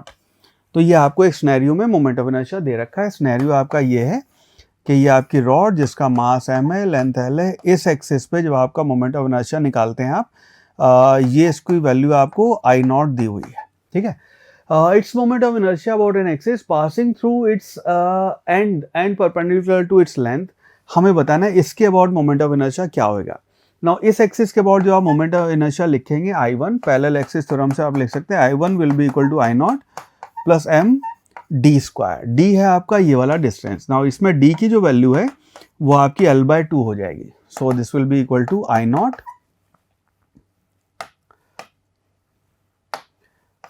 d square, I naught plus m L/2 का square. सो इसकी value हो गई आपकी I जो है 1 जो हमें वैल्यू चाहिए, I naught plus m L square by 4, ये आपका फाइनल आंसर हो जाएगा। सो बेस्ड ऑन दिस हम कह सकते हैं कि option B I naught plus m L square by 4 would be the correct choice. Next question mains का एग्जाम का सवाल है, मैं चाहता हूं इसको भी आपको प्रैक्टिस हो। Question says a circular disc x of radius r is made from an iron plate of thickness t. The another disc y of radius 4r is made from iron plate of thickness t by 4. Then relation between moment of inertia ix और iy दोनों का जो moment of inertia उसके बीच में क्या रिश्तेदारी होगी, सवाल ये अपना। देखो अब इसको सिनेरियो को समझना कि ये आपकी एक प्लेट जिसकी थिकनेस t, और ये आपका मोमेंट ऑफ इनर्शिया, इसके अबाउट ऐसे हम बात कर रहे हैं। तो इस केस में जब हम मोमेंट ऑफ इनर्शिया की बात करेंगे तो I जो है उसकी वैल्यू हमें पता है, this will be equal to m are square by 2 होती है, क्योंकि डिस्क है, डिस्क का अगर आप इस एक्सिस के अबाउट लिख रहे हैं एम आर स्क्वायर बाय 2 आता है, ये बात आपको पता होनी चाहिए। नाउ इस केस में मास को आप लिख सकते हैं density multiplied by volume multiplied by are square by 2, ये आपकी मोमेंट ऑफ इनर्शिया की वैल्यू हो जाएगी। नाउ इसी को आप लिखेंगे I will be equal to density multiplied by, इसका अगर आप वॉल्यूम लिखेंगे तो वॉल्यूम इसका आएगा सिलेंडर, इसको आप मान सकते हैं। So this will be equal to pi r square t multiplied by are square by 2। इसका मतलब है I जो है वो आपका हो गया रो पाई बाय 2, ये तो आपके कांस्टेंट हो गए, multiplied by t r to the power 4। ठीक है, ये आपकी इन जनरल रो की वैल्यू हो गई जब आपको डेंसिटी दी हुई है। ना अपने इस सवाल पे अगर आए यहाँ पे तो हम यहाँ पे देख सकते हैं I जो है, इससे हम ये कह सकते हैं I जो है वो आपका प्रोपोर्शनल है T multiplied by R to the power 4 के। है ये प्रोपोर्शनल है बिकॉज रो और सेम मटेरियल है, तो रो पाई और 2 ये तो आपके कांस्टेंट हो गए। अब यहाँ पे अगर आप कंपेयर करेंगे तो IY जो है divided by IX that will be equal to, proportionality से देखोगे तो ये आएगा आपका TY divided by TX multiplied by आपका RY divided by RX to the power 4, यानी कि IY जो हो गया, IX को आप उधर ले जाएंगे, TY देखेंगे तो यहाँ पे थिकनेस आपकी Y की 1/4 हो गई। सो इसकी वैल्यू आ जाएगी 1/4 मल्टीप्लाइड बाय Y जो है उसका रेडियस 4 टाइम्स है, तो ये हो गया 4 to the power 4 multiplied by IX। हाँ 4 की पावर 4 करेंगे, एक 4 कैंसिल हो जाएगा तो एक्चुअली 4 क्यूब बचेगा, 4 क्यूब 64 होता है, ये बात हमें बचपन से पता है। तो इसको हम लिख सकते हैं IY जो आएगा that will be equal to 64 IX। So based on this हम कह सकते हैं कि option A 64 IX this will be the right answer. ठीक है, आई होप ये सोल्यूशन आपको समझ में आया और एट द सेम टाइम ये जो वैल्यूज हैं ये आपको ध्यान रखनी है। Next question, question says 4 masses are joined to a light circular frame as shown in the figure. Radius of gyration of this system about an axis passing through center of the circular frame and perpendicular to the plane will be. अपने को जो मास दे रखे हैं 4 मास ऐसे एक साथ आपके एक ही एक्सिस के अबाउट घूम रहे हैं, तो ये मास अपने को दिया हुआ है m, ये वाला है आपका 2m और ये वाला है आपका मास 3m, ये वाला है आपका 2m और सेंटर से डिस्टेंस आपको a दिया हुआ है। ठीक है, ये आपका a डिस्टेंस पे ऐसे चारों रोटेट कर रहे हैं, तो चारों पार्टिकल आप एक ही एक्सिस के अबाउट ऐसे घुमा रहे हैं, आपको रेडियस ऑफ जायरेशन बताना है। नाउ इस केस में अगर हम पहले I निकालेंगे तो अपने को ये बात पता है, रेडियस ऑफ जायरेशन जो है उसको आप लिख देंगे √I डिवाइडेड बाय m। तो इस केस में अगर आप मोमेंट ऑफ इनर्शिया निकालेंगे आपके पूरे सिस्टम का, तो I will be equal to आपका I1 plus I2 plus I3 plus I4, चारों का मोमेंट ऑफ इनर्शिया ऐड हो जाएगा यहाँ पे बिकॉज सेम एक्सिस के अबाउट है।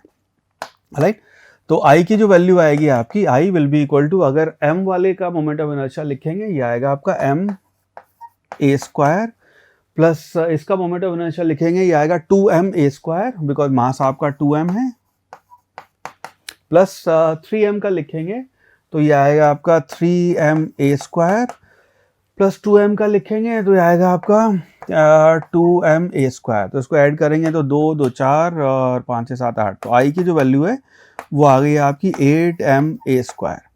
ये तो मोमेंट ऑफ इनर्शिया हो गया। नाउ रेडियस ऑफ जायरेशन के लिए आप क्या करेंगे, अच्छा टोटल मास अगर आप देखेंगे सिस्टम का, जो लोग यहाँ गलती करते हैं वो ये करते हैं, इसी को कहते हैं अच्छा ये आई आ गया, इसी का अंडर रूट लगा दो तो 2√2 आंसर लिखते हैं, हालांकि ऑप्शन दिए नहीं हुए इसलिए आप बच गए, पर वो that is the most popular wrong answer. Right, तो इस केस में मास देखेंगे, चारों का मास आप ऐड करेंगे तो m 2m 3m 2m, जब इसको ऐड करेंगे आप m plus 2m plus 3m plus 2m, तो जब मास आप ऐड करेंगे तो टोटल मास आपका हो गया 8m।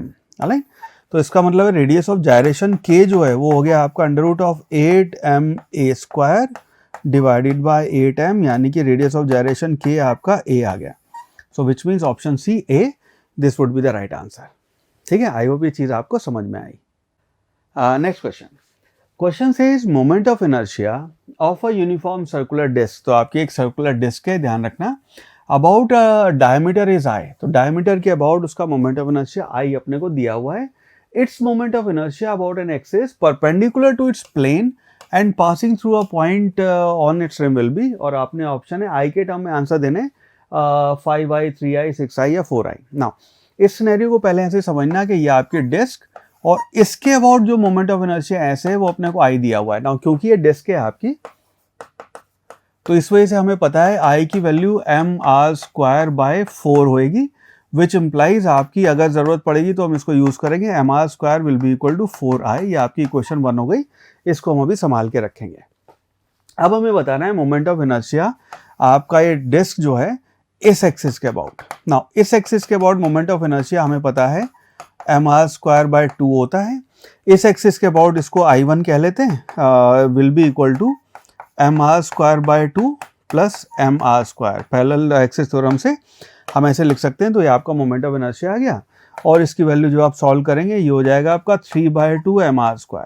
नाउ ये आपका मोमेंट ऑफ इनर्शिया हो गया, लेकिन हमें यह मोमेंट ऑफ इनर्शिया बताना है आई के टर्म में।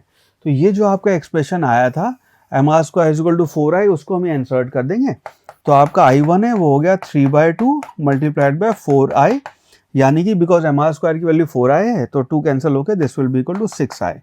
तो इसके टर्म्स में ये जो आपका मोमेंट ऑफ इनर्शिया, उसके टर्म में ये वाला moment of inertia will be equal to 6i, hence option B आपका राइट आंसर आ जाएगा। Right, next question says 4 thin rods of same mass m and same length l। तो 4 आपकी thin rods हैं जिनका मास सबका m है और लेंथ सबकी l है, फॉर्म्स अ स्क्वायर। उनको हमने ऐसे ज्वाइन कर रखा है कि वो एक स्क्वायर बना रही है, as shown in the figure. Moment of inertia of this system about an axis passing through O and perpendicular to its plane. तो ऐसे अगर हम उसे रोटेट करेंगे तो मोमेंट ऑफ इनर्शिया बताना है क्या होएगा। नाउ इस केस में अगर आपकी लेंथ l है तो ये जो डिस्टेंस आया आपका हर रॉड का वो l/2 होएगा, मास इसका m है, और क्योंकि आपकी सिमेट्री है सिस्टम में तो एक रॉड का मोमेंट ऑफ इनर्शिया निकाल के उसको हम 4 से मल्टीप्लाई कर देंगे तो आपका फाइनल आंसर आ जाएगा, बिकॉज जो इसका मोमेंट ऑफ इनर्शिया वही बाकी सबका अबाउट द सेम एक्सिस है 4 टाइम्स मल्टीप्लाई हो जाएगा। ठीक है, तो अगर आप किसी एक रॉड का, जो रॉड ऐसे है और यहाँ पे आपकी रोटेट कर रही है ऐसे करके, उसका मोमेंट ऑफ इनर्शिया निकालेंगे तो इसका मोमेंट ऑफ इनर्शिया I1 की बात कर लेते हैं, that will be equal to, ये जो आपका सेंटर है, सेंटर के अबाउट आपका मोमेंट ऑफ इनर्शिया जो आएगा इस एक्सिस पे पास हो रही है वो आएगा ml²/12 प्लस ml/2 का स्क्वायर, बिकॉज ये डिस्टेंस आपका l/2 है। पैरेलल एक्सिस थ्योरम लगा के आप इसको l/2 पे आगे ले गए। ठीक है, ये आपका l/2 है। हाँ, कुछ हुआ, ये क्या हुआ, अलग, ये l/2 हो गया। ठीक है, जब इसको I1 को आप सॉल्व करेंगे तो ये आ जाएगा आपका ml² में कॉमन ले रहा हूँ तो this will be equal to 1/12 plus ये आपका l/2 था 1/4, और इसको जो आप सॉल्व करेंगे ये बनेगा आपका ml², एलसीएम लेंगे तो नीचे आया 12, ये आया 1 प्लस बचेगा 3, तो ये आ गया 4/12, यानी कि I1 जो आया that is equal to ml² divided by 3 आपका एक रॉड का मोमेंट ऑफ इनर्शिया है।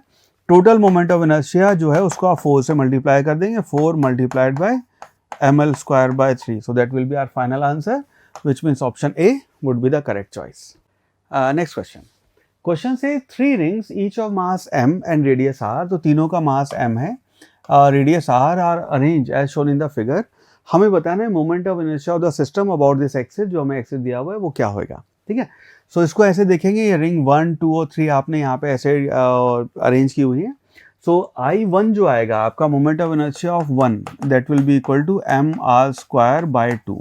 अगर आपकी रिंग है, रिंग के आपके डायमीटर से ऐसे एक्सिस बनाते हैं विद इन द प्लेन, वो मोमेंट ऑफ इनर्शिया आपका mr²/2 होता है। I2 की अगर बात करेंगे तो इसके अबाउट अगर एक्सिस आप ऐसे लेते हैं तो उसका मोमेंट ऑफ इनर्शिया mr²/2 आता। पैरेलल एक्सिस थ्योरम लगा के, क्योंकि यहाँ से डिस्टेंस आपका r है तो उसमें हम mr² ऐड कर देंगे। So this will be equal to mr²/2 plus mr², और इसकी वैल्यू हो जाएगी 3/2 mr²। सिमिलरली I3 जो है उसकी वैल्यू भी due to symmetry same value आप डायरेक्ट लिख सकते हैं, will be equal to mr3/2 mr²/2 होएगा, बिकॉज यहाँ पे अगर तो देखो यहाँ पे मास अलग कर दिए कभी, ठीक है, कि इसका मास m है, 2m है, 3m है, तो आपको अलग अलग करना पड़ेगा, पर क्योंकि यहाँ पे मास सेम दे रखे हैं तो ये हो जाएगा 3/2 mr²। आपका जो आई नेट है टोटल आई, क्योंकि एक ही एक्सिस के अबाउट है तो हम इनको ऐड कर देंगे।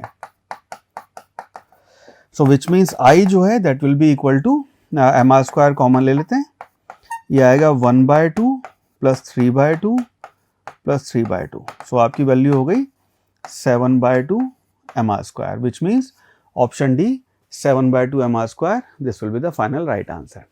आई होप ये मोमेंट ऑफ इनर्शिया में आपको इन सवालों को प्रैक्टिस करके और कॉन्सेप्ट की क्लैरिटी और फॉर्मूला की क्लैरिटी काफ़ी अच्छी हुई है, ठीक है। इसको आगे फिर कंटिन्यू करते हैं।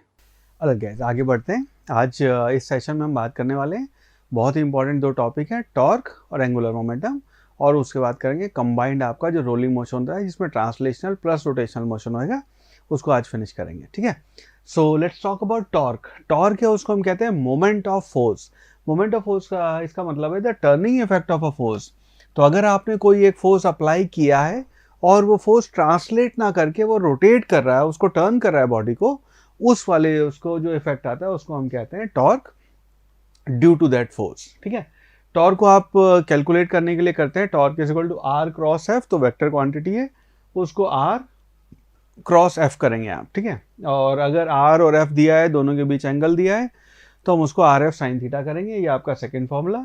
एक और यहाँ पे बड़ा इंपॉर्टेंट फॉर्मूला है, सवाल सॉल्व करने में बहुत हेल्प करता है।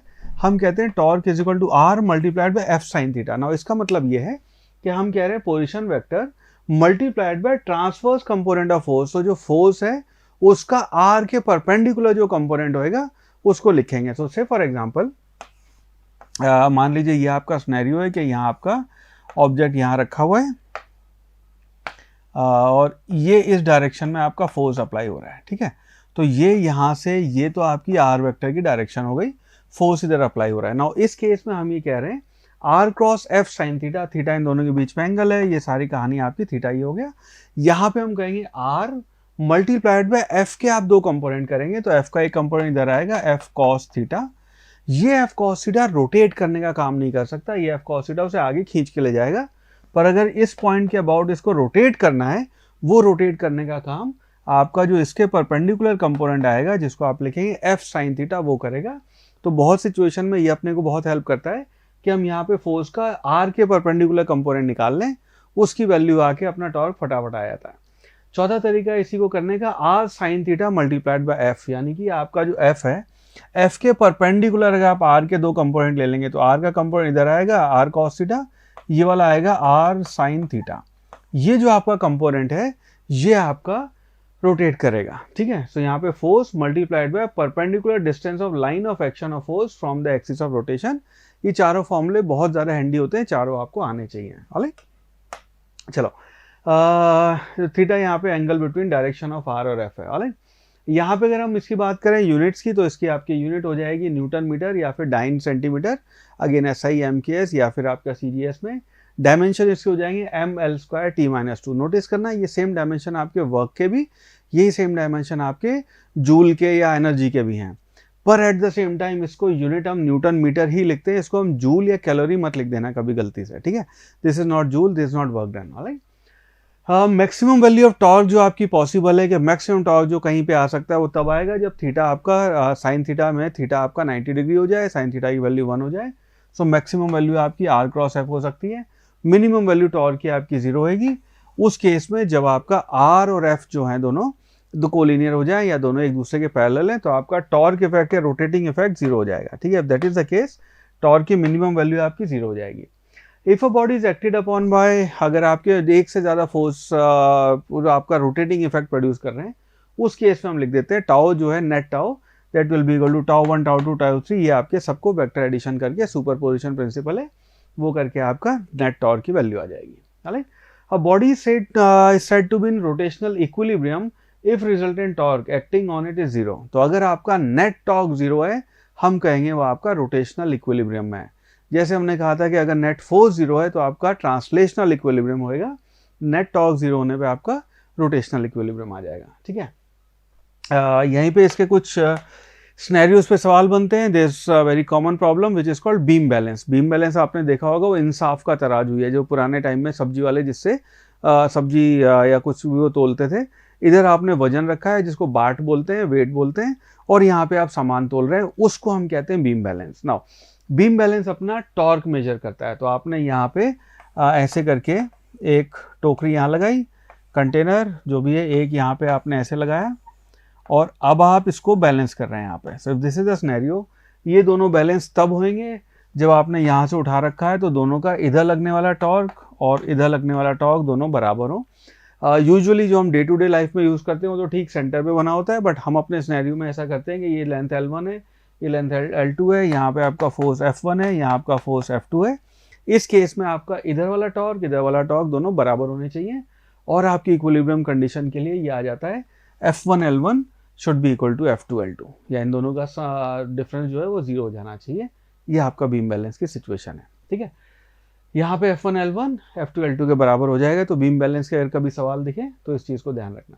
नाउ इसके बाद हम कहते हैं यहाँ पे कपल। कपल होता है आपका कि एक जो आपकी कोई ऑब्जेक्ट है, उस एक ऑब्जेक्ट के ऊपर आपने दो फोर्स लगाए और दोनों फोर्स आपके उसका रोटेटिंग इफेक्ट क्रिएट कर रहे हैं। एक फोर्स का टॉर्क तो आएगा ही ऑफकोर्स, पर कपल हम तभी कहते हैं कि जब आपके दोनों फोर्स आपके, couple is defined as combination of two equal but oppositely directed force not acting along the same line. तो दोनों फोर्स अगर आपके इस डायरेक्शन में ऐसे अप्लाई हो रहे होंगे उसको कपल नहीं कहेंगे।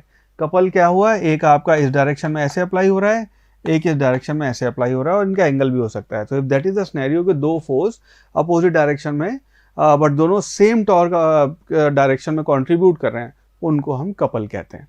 ये स्पेशली आपके लिए हैंडी होएगा जब आप डायपोल पढ़ेंगे इलेक्ट्रोस्टैटिक में, और आप मैग्नेटिक डायपोल पढ़ेंगे तो वहाँ पे कपल की बात होती है। तो इस चीज़ को ध्यान रखना।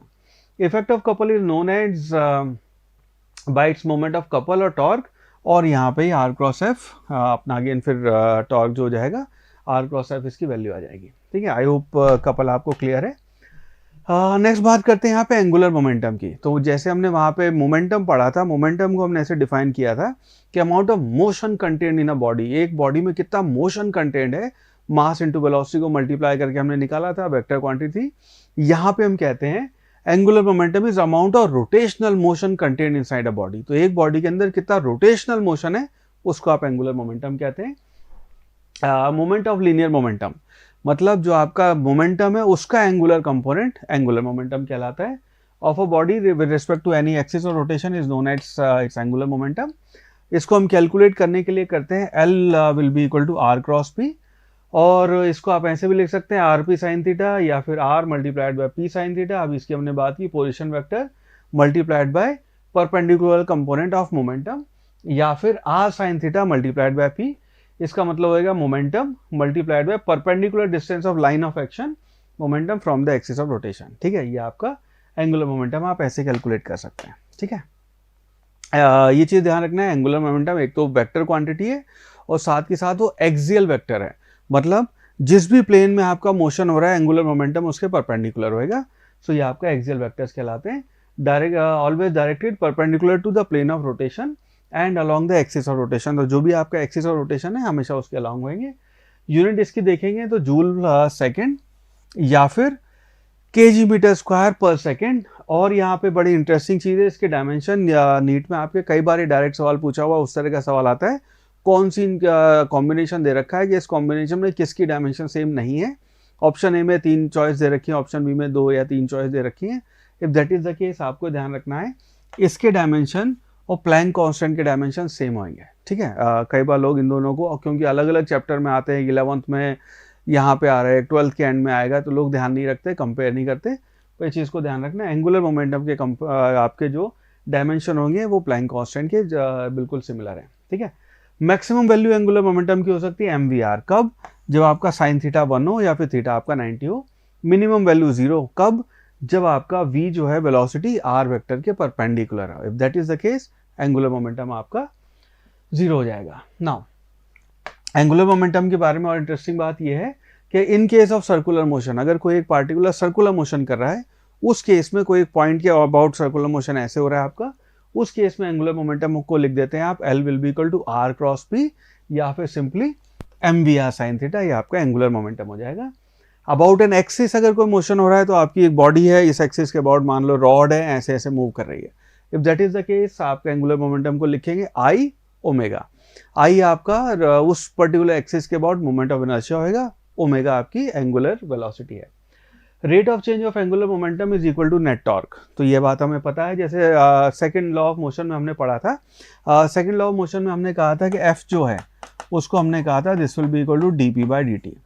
यहाँ पे हम ये कहते हैं कि torque is equal to dl by dt। Torque आपका रोटेशनल कंपोनेंट है, ये टॉर्क आपका मोमेंट ऑफ फोर्स है, L आपका मोमेंट ऑफ मोमेंटम है, ये उसी का एंगुलर कंपोनेंट है। तो ये आपका काइंड ऑफ ये आपका सेकंड लॉ ऑफ मोशन बन जाता है, जो हम मैकेनिक्स में न्यूटोनियन मैकेनिक्स में पढ़ रहे थे, तो उसी का रोटेशनल एनालॉगस ही हो गया। एंगुलर मोमेंटम अगर एक से ज़्यादा अप्लाई हो रहे हैं, अगर बात कर रहे हैं आप यहाँ पे, angular momentum of a system of particle is equal to the vector sum of angular momentum of each particle. तो आप हर अगर 10, 12, 20, 50 पार्टिकल है, उन सबका मिला के एक सिस्टम बना के एंगुलर मोमेंटम जानना चाहते हैं, L1 plus L2 plus L3 plus L4 जितने भी है सबका वेक्टर सम करके आप देख लेंगे, नेट एंगुलर मोमेंटम आपको मिल जाएगा। एक चीज़ और है, ये एक और चैप्टर में आपका आता है, इसको ध्यान रखना। एटॉमिक स्ट्रक्चर जब बात करते हैं वहाँ पे इसको हम आपका जो बोर मॉडल है, ठीक है, उसमें हम ये कहते हैं कि एंगुलर मोमेंटम आपका जो हाइड्रोजन लाइक एटम है उसका angular momentum L is equal to NH by 2 pi. आप यहाँ लिखते हैं n आपका integer use for number of orbits है, तो first orbit, second orbit, third orbit की जब बात करते हैं वो आपका n है। h आपका प्लैंक्स कांस्टेंट है, ठीक है। ये इसी वजह से डायमेंशन भी देखोगे तो इसकी और इसकी डायमेंशन भी सेम हो जाएगी, ठीक है। ये वाला जानबूझ के मैंने चीज़ इसलिए इकट्ठी की है यहाँ पे, 11th में शुरू में नहीं पढ़ाते हैं, बट हम क्योंकि क्रैश कोर्स कर रहे हैं तो यहाँ पे अगर मल्टीपल चैप्टर लिंक हो जाए तो इट्स ऑलवेज बेटर, है ना। चलो अब बेटा इसके बाद एंगुलर इम्पल्स की बात करते हैं। जैसे हमने वहाँ पे इम्पल्स की बात की थी, अब यहाँ पे एंगुलर इम्पल्स की बात करते हैं। अगर एक बहुत लार्ज अमाउंट ऑफ फोर्स एक छोटे ड्यूरेशन के लिए अप्लाई हो तो उसको हम इम्पल्स कहते हैं। यहाँ पे हम कहते हैं एक लार्ज टॉर्क अगर बहुत छोटे से ड्यूरेशन के लिए अप्लाई करते हैं उसको हम कहेंगे आपका एंगुलर इम्पल्स। अगेन कैलकुलेशन बिल्कुल सिमिलर है, हमने वहाँ पे कहा था कि आपकी impulse is equal to integration of F D T. वही कहानी हम करेंगे, जे से हम इसको डिनोट कर देते हैं कई बार, this will be equal to tau D T. और अगर टाउ आपका एवरेज मान रहे हैं उसे बाहर निकाल लें, डी टी को इंटीग्रेट कर दें T1 से T2 टाइम। एंगुलर इम्पल्स हमने वहाँ पे कहा था कि आपका इम्पल्स जो है दैट मीन्स वो आपका चेंज इन मोमेंटम के बराबर है। सिमिलरली एंगुलर इम्पल्स जो है आपका वो चेंज इन एंगुलर मोमेंटम के बराबर होगा, ठीक है। एंगुलर इम्पल्स है उसकी वैल्यू चेंज इन मोमेंटम के एंगुलर मोमेंटम के बराबर होगी। ध्यान रखना, angular impulse will always be equal to change in angular momentum, but every change in angular momentum will not be impulsive. तो हर इम्पल्स जो है वो मोमेंटम में चेंज होएगा, लेकिन हर चेंज एंगुलर इम्पल्स नहीं होएगा, ये ध्यान रखना, ठीक है।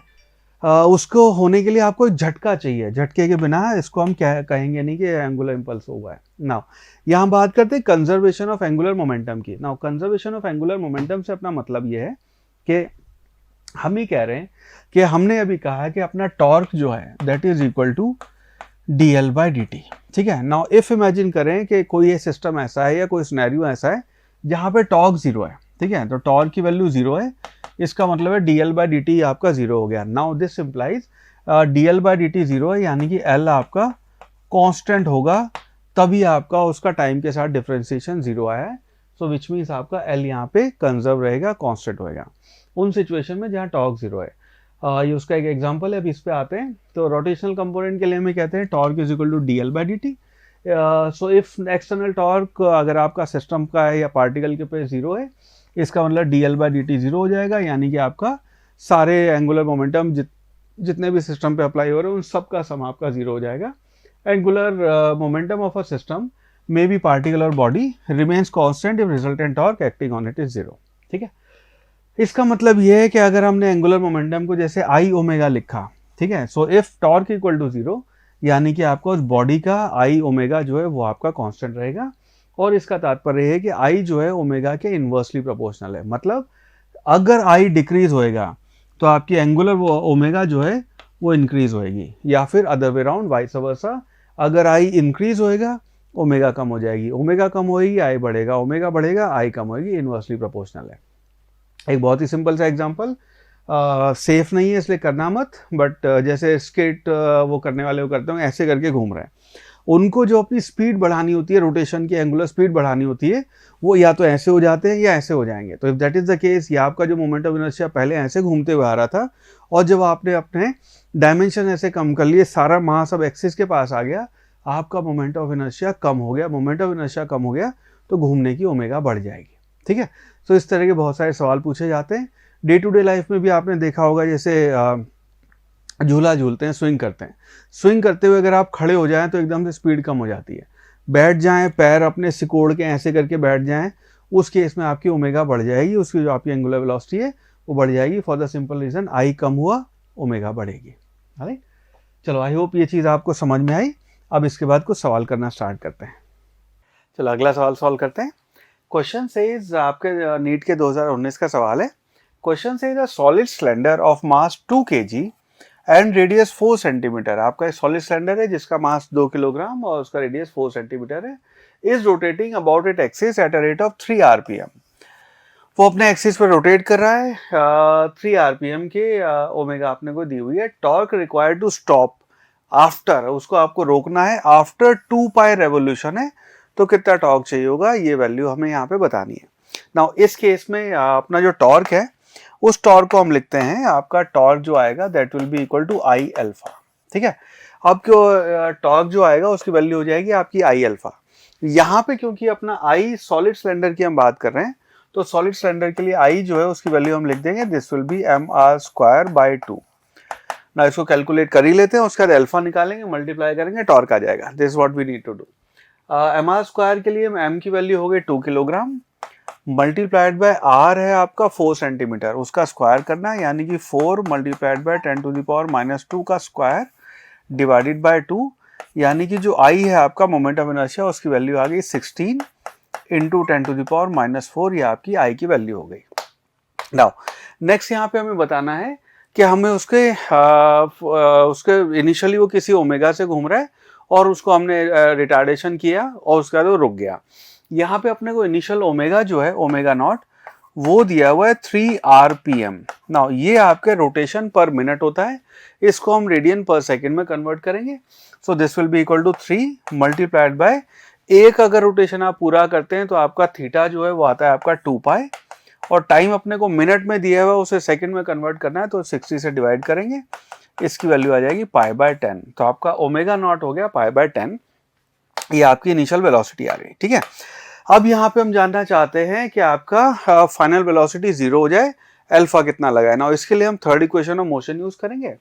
सो हम थर्ड इक्वेशन मोशन होती है omega square will be equal to omega naught square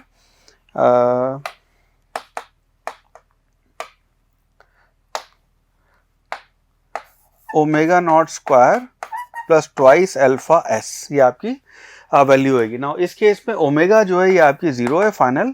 initial omega आपकी ये हो गई π/10, इसका हम स्क्वायर कर देंगे, प्लस ट्वाइस अल्फा की वैल्यू हमें निकालनी है.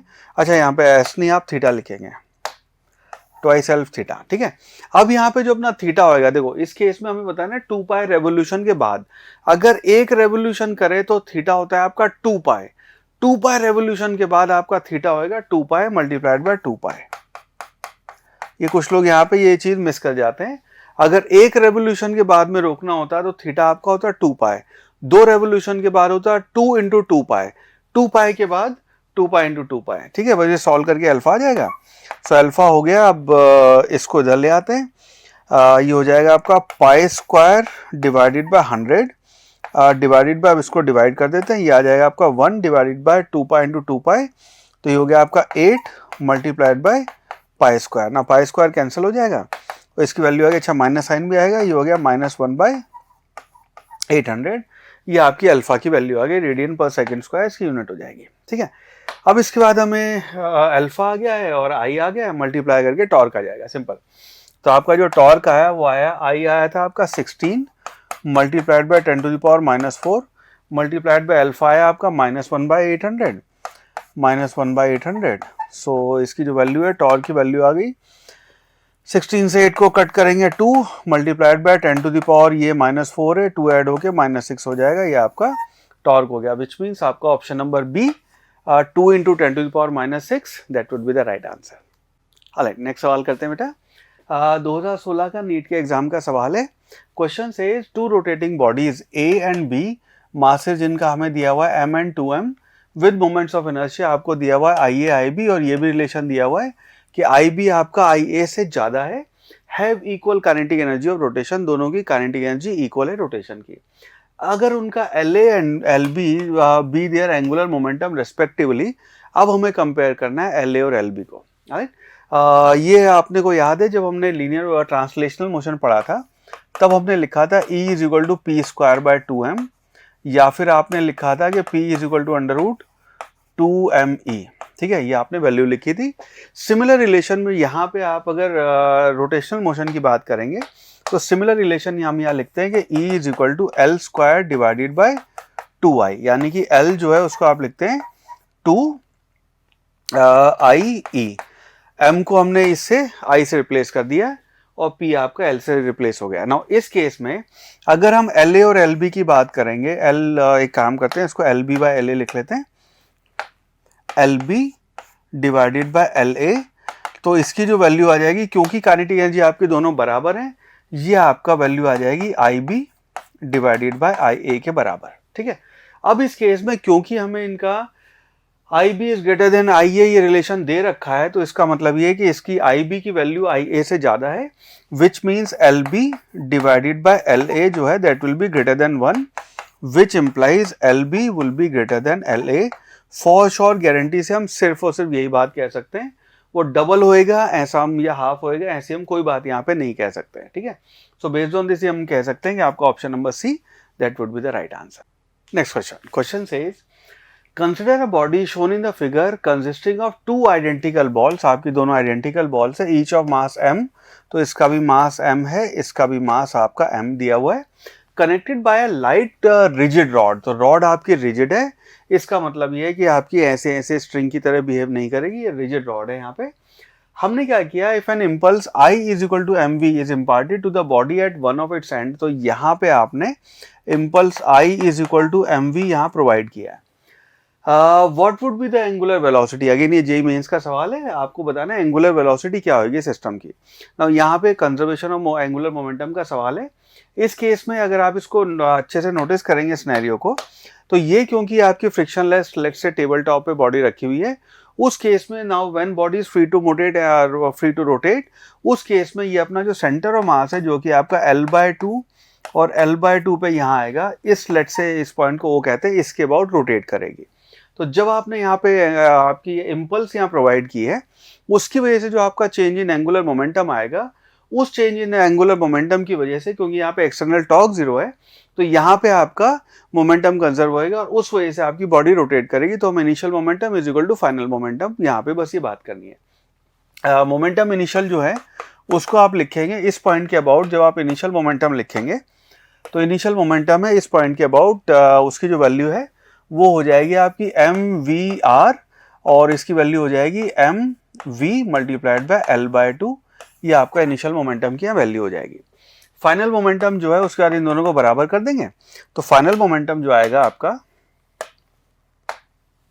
फाइनल मोमेंटम नाउ इस पॉइंट के अबाउट जब ये दोनों रोटेट करेंगी, तो इसका जो फाइनल मोमेंटम आएगा उसको आप लिखेंगे I ओमेगा और इसको लिखेंगे I ओमेगा। तो इस पॉइंट के अबाउट ये ऐसे घूमेगा और ये ऐसे घूमेगा, दोनों का I ओमेगा वो करेंगे, तो दोनों का क्योंकि एक पॉइंट है और दोनों का डिस्टेंस सेम है वगैरह वगैरह, ओमेगा सेम होएगा, तो उसको फाइनल मोमेंटम लिख सकते हैं आप twice multiplied bye I omega, और यहाँ पे इसकी वैल्यू हो जाएगी ट्वाइस मल्टीप्लाइड बाय I। अगर देखेंगे तो एक इसके पॉइंट अबाउट ये घूम रहा है, तो एक जो पॉइंट मास का आपका मोमेंट ऑफ इनर्शिया आप लिखते हैं एम आर स्क्वायर, तो उसको आप लिखेंगे एम मल्टीप्लाइड बाय इसका आर स्क्वायर हो जाएगा L/2 का square multiplied by omega. Now in दोनों को इक्वेट कर देंगे तो ये आ गया mv/L/2 will be equal to twice multiplied by mL square divide by 4 omega. अब दोनों साइड से आपका m कैंसिल हो जाएगा और एक L कैंसिल हो जाएगा और यहाँ पे कैंसिल हो गया 2 आएगा, 2 भी कैंसिल हो जाएगा, विच मीन्स ओमेगा जो उसकी वैल्यू आ गई v/L। सो v/L आपकी ओमेगा हो जाएगी, hence option A this would be the right answer. I hope ये सोल्यूशन आपको समझ में आया। नेक्स्ट क्वेश्चन सेज, आपका नीट का प्रीवियस ईयर क्वेश्चन है। Question says a thin circular ring of mass m and radius r is rotating about its axis with a constant angular velocity omega. 4 objects each of mass small m are kept gently to the opposite ends of 2 perpendicular diameters of the ring. अब हमें बताना है angular velocity of the ring क्या हो जाएगी। तो scenario आपका ये है कि ये आपकी रिंग पहले ऐसे घूम रही थी, ऐसे करके लेट से ओमेगा 1 से या ओमेगा नॉट से ऐसे घूम रही थी। इसका मास m है, कैपिटल M, रेडियस आपका r। अब आपने क्या किया, संडे आफ्टरनून है, करने को कुछ नहीं है, सवाल हमें सॉल्व करना है। आपने क्या किया, यहाँ चारों को इस पे एंड पे 2 अपोजिट डायमीटर परपेंडिकुलर यहाँ पे आपने m मास रख दिया, छोटा m। और अब यहाँ पे क्योंकि आपने छोटा m मास रख दिया है उस वजह से आपकी ओमेगा में चेंज आएगा। सवाल ये कि कितनी ओमेगा होगी। ना इस सिनेरियो में आपने क्योंकि उनको जेंटली रखा है और हम ये अज्यूम करेंगे फ्रिक्शन इज जस्ट इनफ कि वो आपके साथ साथ घूम पाए, तो इन सारे सिनेरियोज में आपका एंगुलर मोमेंटम कंजर्व होएगा, विच मीन्स आप लिखोगे initial angular momentum will be equal to final angular momentum. Now initial angular momentum जो है, क्योंकि आपकी रिंग है अपने एक्सिस पे घूम रही है, इसको आप लिखेंगे एम आर स्क्वायर ओमेगा। आई ओमेगा आपका एंगुलर मोमेंटम होता है। फाइनल एंगुलर मोमेंटम है, पहले आप लिखेंगे ओमेगा डैश जो है वो हो गई आपकी उसको ऐसे लिखेंगे, this will be equal to I ring plus 4 times I mass multiplied by omega. ये आपका फाइनल मोमेंटम एंगुलर मोमेंटम होएगा। नाउ इस केस में हमें बस ये लिखने की जरूरत है, ग्रीन यूज कर लेते हैं, ठीक है। सो ये आ गया आपका m R square omega will be equal to ring का मोमेंट ऑफ इनर्शिया तो वही रहेगा, ये ओमेगा डैश आएगा, ठीक है। इसकी वैल्यू बतानी है हमें, ये आएगा m R square plus 4 times. अब ये इंडिविजुअली अगर मास को देखेंगे तो यहाँ से आपका डिस्टेंस जो है हर मास का जो डिस्टेंस है, क्योंकि रेडियस आर है तो हर मास का डिस्टेंस एक्सिस से आर है, तो ये हो जाएगा 4m R square omega dash. M are square अगर नहीं आर स्क्वायर अगर आप कॉमन ले लें तो जो ओमेगा है डैश उसकी वैल्यू हो जाएगी, ये आर स्क्वायर आपका कैंसिल हो जाएगा, this will be equal to m omega divided by m plus 4m।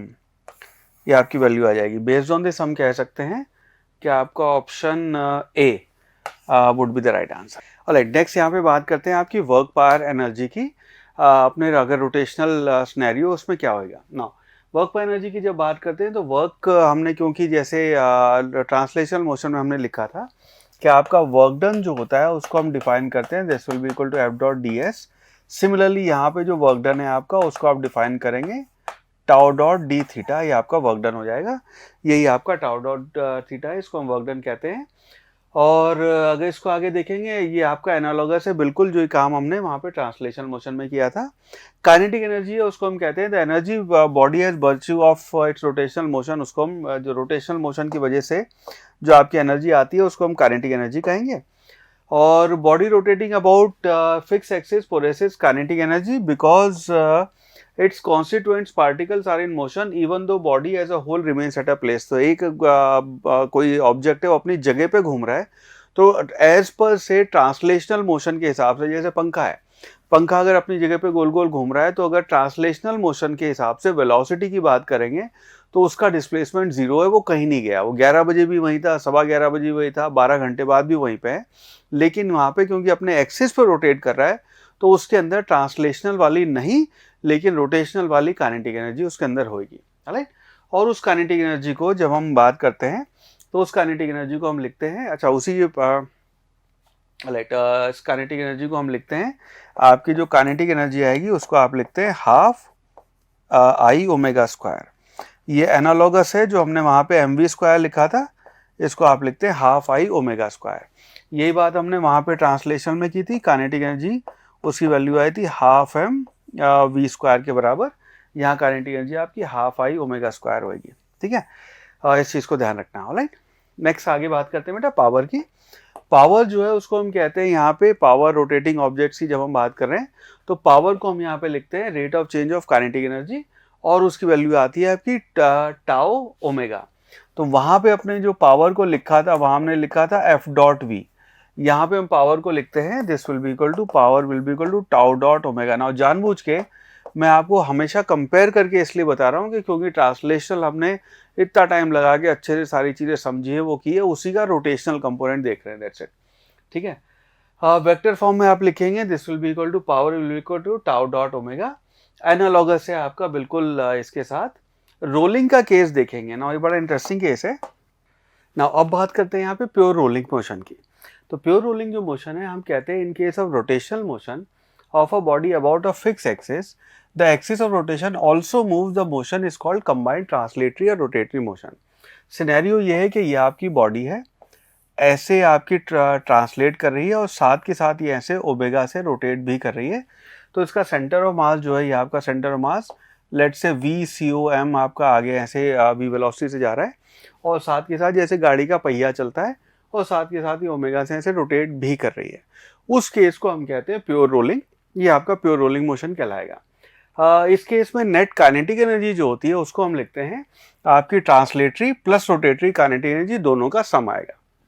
Net kinetic energy हम लिखेंगे will be equal to translatory plus आपकी रोटेटरी। ट्रांसलेटरी आपकी काइनेटिक एनर्जी होगी half M we square, rotation की वजह से हाफ आई ओमेगा स्क्वायर आएगा, और इसकी वैल्यू होगी half M we square plus half M we square K square by R square. Now ये वैल्यू आप हम इसको आई को इस अगर इसमें इस वाले केस में हम अपने ये जो ओमेगा स्क्वायर है उसको V square by R square कर दें और आई के साथ आप इसको कंपेयर कर देंगे तो ये के स्क्वायर के टर्म में आप इसकी एनर्जी ऐसे लिख सकते हैं, ठीक है। ये आपकी काइनेटिक एनर्जी ये बन जाएगी इस फॉर्मेट में, हम इसको काइनेटिक एनर्जी को लिख देते हैं half M we square 1 plus के square by R square. Now ये फॉर्मूला आपके लिए काफ़ी इंपॉर्टेंट हो जाता है क्योंकि आपका के स्क्वायर बाई आर स्क्वायर है जितनी भी अपनी स्टैंडर्ड बॉडीज़ हैं, आपका रिंग, आपका हॉलोस्फेयर या फिर सॉलिड स्फेयर या फिर सिलेंडर या फिर डिस्क, उन सब के लिए के स्क्वायर बाई आर स्क्वायर की वैल्यू फिक्स्ड है, राइट। अभी हम एक टेबल देखेंगे और वो वैल्यूज आपको या तो याद होनी चाहिए या उनको फटाफट डिराइव करना आपको आना चाहिए। अगर यहाँ पे हम वेलोसिटीज़ की बात करेंगे, अगर आपका जैसे मोशन हो रहा है ट्रांसलेशनल प्लस रोटेशनल मोशन हो रहा है, तो ट्रांसलेशनल मोशन आपका ऐसे मूव किया और ये आपका साथ के साथ रोटेशन मोशन भी हुआ, इसको आप कहेंगे ये आपका रोलिंग मोशन हो रहा है। तो इस केस में पहिया आपका आगे भी गया ऐसे और गोल भी घुमा है, तो आपका दोनों को मिला के ये आपका कंबाइंड मोशन होएगा। इस केस में अगर आप अलग अलग पॉइंट्स की वेलोसिटी देखेंगे तो से सेंटर पे जो आपका ये वाला जो पॉइंट यहाँ पे है उसकी आगे ट्रांसलेशनल की वेलोसिटी इधर, हर पॉइंट की ट्रांसलेशनल की ऐसे वेलोसिटी आएगी।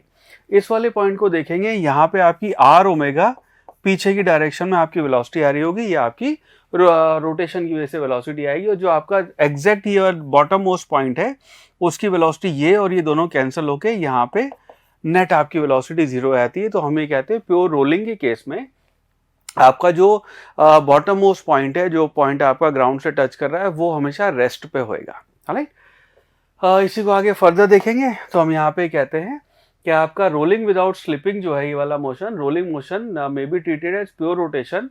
ये बड़ा इंटरेस्टिंग सा टॉपिक है। Rolling motion of a body may be treated as a pure rotation about an axis through point of contact of the same angular velocity omega. Now ये सवाल सॉल्व करने के लिए कुछ हम एक इंटरेस्टिंग पॉइंट यहाँ पे कहते हैं कि अगर आपका ये मान लीजिए डिस्क है या फिर मान लीजिए आपका स्फेयर है या ये आपका रिंग है, सिलेंडर है, कोई भी आपका ऑब्जेक्ट है, ये आपका आगे ट्रांसलेट किया, साथ के साथ आपका ओमेगा से रोटेट किया, हम इसको प्योर रोटेशनल मोशन में कन्वर्ट कर सकते हैं अबाउट दिस पॉइंट। इस पॉइंट के अबाउट ये इसका छोटा सा डेरिवेशन है, मैं करके आपको दिखा रहा हूँ यहाँ पे। इसको हम ही कह सकते हैं pure calculation point of view से एक्चुअली हो नहीं रहा है ऐसा, बट इसको हम ऐसा ट्रांसफॉर्म कर सकते हैं कि ये मान लीजिए आपका पी पॉइंट है, इस पी पॉइंट के अबाउट ये अगर रोटेट करेगा प्योर रोटेशन मोशन तो आपकी काइनेटिक एनर्जी वही आएगी जो इस सिनेरियो में आती है, ठीक है। तो नेट काइनेटिक एनर्जी हुई आपकी इन दोनों का सम, इसमें से आपने ओमेगा स्क्वायर कॉमन लिया, ये बचा I plus M R square. Now यहाँ पे अगर हम पैरेलल एक्सिस थ्योरम लगाएंगे तो आई आपका इसके अबाउट है, और यहाँ पे अगर इस एक्सिस के अबाउट देखेंगे तो ये आपका आईपी बन जाएगा। ये आपका आईपी है, moment of inertia of rolling body about point of contact. तो ये बड़ा इंटरेस्टिंग रिजल्ट हो जाता है, आप इसको भी याद रख सकते हैं। तो आपका अब मोमेंट ऑफ इनर्शिया अगर इसको इस पॉइंट के अबाउट निकाल लेंगे, आप इसका पता है इसका निकाल लेंगे, तो डायरेक्ट आप हाफ आईपी ओमेगा स्क्वायर से डायरेक्ट टोटल काइनेटिक एनर्जी भी निकाल सकते हैं। ठीक है, काफ़ी हैंडी होता है फॉर्मूला, इसको ध्यान रखना ही है।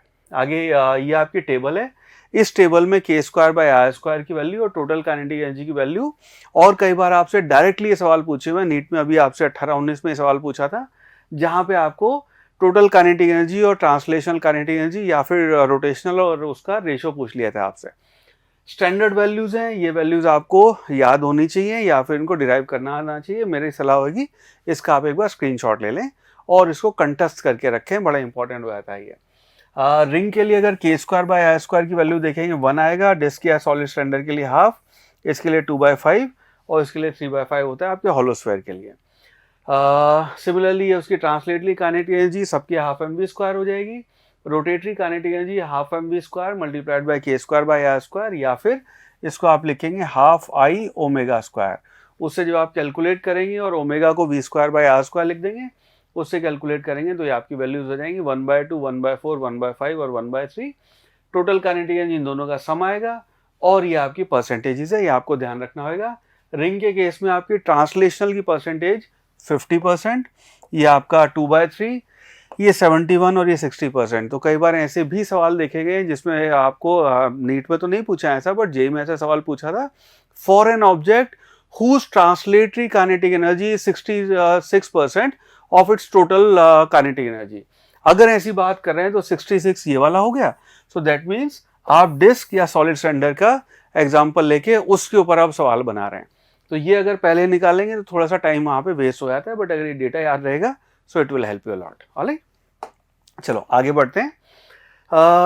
यहाँ पे rolling on a incline plane, again ये एक छोटा सा टॉपिक है और इस छोटे से टॉपिक पे सवाल बनते हैं, डायरेक्ट फॉर्मूले पे सवाल आते हैं। तो यहाँ पे इसके फॉर्मूले आपको ध्यान रखने हैं कि अगर आपका रोटेशन मोशन ऐसा हो रहा है कि अभी तक हमने बात की थी, यहाँ पे हम एक ऑब्जेक्ट ऐसे रखते थे और वो ऑब्जेक्ट आपका इंक्लाइन प्लेन पे ट्रांसलेट होके आता था, उसमें कोई रोटेशनल कंपोनेंट नहीं था। इस बार हम कर रहे हैं, ऊपर एक स्फेयर है, डिस्क है या फिर आपके रिंग है या सिलेंडर है, उसको हमने रखा है, और वो नीचे आपका जब आएगा तो वो रोटेट भी होएगा और ट्रांसलेट भी होएगा। उन दोनों के केसेस में velocity at the lowest point जो आती है, जब यहाँ पे पहुंचेंगे तो उसकी वैल्यू आ जाती है 2gh डिवाइडेड बाय 1 प्लस के square by are square. Acceleration जो आता है वो आपका g sine theta divide by 1 plus के स्क्वायर बाय आर स्क्वायर। इसको आप ऐसे भी लिख सकते हैं, this will be equal to g sine theta divided by 1 plus I divided by m are square. जो आपको याद रहे वो आपके लिए इंपॉर्टेंट फॉर्मूला है। इस वाले केस में हम ये भी कहते हैं कि अगर सिर्फ ट्रांसलेशनल मोशन होएगा, उस केस में उसका रोटेशनल कंपोनेंट क्योंकि नहीं है, तो आई की वैल्यू हम 0 रख देते हैं। तो आई की वैल्यू जो आप 0 रखेंगे तो उस केस में ये जो वैल्यू है ये आपकी आई की वैल्यू 0 रख के इसकी एक्सेलरेशन आपका जी साइन थीटा हो जाता है, क्योंकि यहाँ रोटेट कर रहा है तो 1 plus I square by m are square का कंपोनेंट यहाँ पे ऐड हो जाएगा। नीचे आने का time 1 by sine theta 2h by g 1 plus के स्क्वायर बाय आर स्क्वायर, ये आपका टाइम हो जाएगा नीचे आने का। ऑलराइट, नोटिस करना यहाँ पे आपकी जो वेलोसिटी है वो 1 बाय के स्क्वायर 1 प्लस के स्क्वायर बाय आर स्क्वायर के अंडर रूट के इन्वर्सली प्रोपोर्शनल है। Acceleration 1 bye K square by are square के इन्वर्सली प्रोपोर्शनल है। टाइम अंडर रूट के उसके डायरेक्टली प्रोपोर्शनल है। ठीक है, सो ये आपको सॉल्व करने में, सवाल सॉल्व करने में हेल्प करेगा, इसको डेटा को याद रखना। एक और चीज़ है यहाँ पे, अगर इस तरह के बहुत कॉमन सवाल है कि 4 चीज़ें आपने ऊपर से नीचे छोड़ दी। रिंग मतलब हॉलो सिलेंडर, एक ही बात है। डिस्क या फिर सॉलिड सिलेंडर, हॉलो और सॉलिड स्फीयर, ये चारों चीज़ें अगर आपने ऊपर से नीचे एक साथ छोड़ी हैं, उस केस में आपका सॉलिड स्फीयर सबसे पहले पहुंचेगा। फर्स्ट और लास्ट को अगर देखें तो सॉलिड स्फीयर सबसे पहले आएगा, उसका डिस्क, फिर हॉलो स्फीयर, और रिंग आराम से सबसे बाद में आएगी। जब वो नीचे आएगी उस केस में आपका टाइम सबसे ज़्यादा होएगा, बिकॉज उसकी वेलोसिटी भी सबसे कम होएगी, फॉर द सिंपल रीजन कि उसका एक्सेलरेशन जो है वो सबसे कम आएगा यहाँ पे। ऑलराइट, इस चीज़ को ध्यान रखना। ऑलराइट, मूविंग ऑन, ये आपकी वेलोसिटी एक्सेलरेशन सबके वो है। मेरी सलाह होगी इसका स्क्रीनशॉट लेके अपने पास सेफ रख लो, ये आपको काम आएगा, हैंडी है, इसको याद रखना।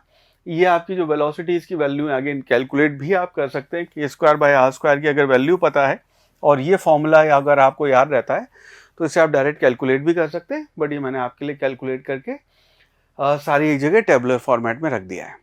ठीक है, आगे बढ़ते हैं।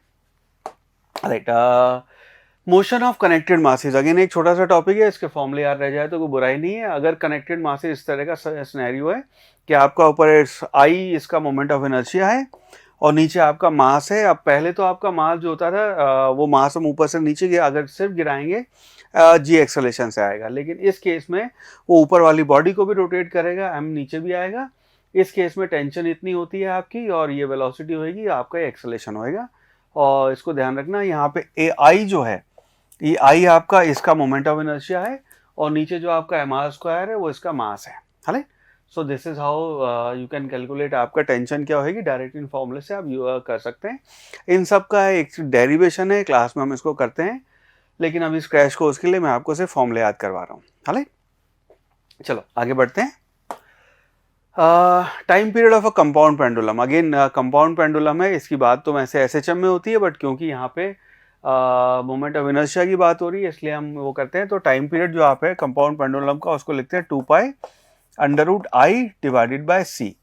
सी आई आपका मोमेंट ऑफ इनर्शिया है, सी आपका टॉर्शनल कांस्टेंट है, और यहाँ पे इसको जब हम कैलकुलेट करते हैं तो यहाँ पे आई बाय सी के इक्वलेंट यहाँ पे एल बाय जी हो जाता है, और एल जो है आपका वो आएगा L square divide bye K square divide by L, और एल आपका यहाँ पे distance of centre of mass from point of suspension है, और के आपका रेडियस ऑफ जायरेशन है about a parallel axis passing through centre of मास।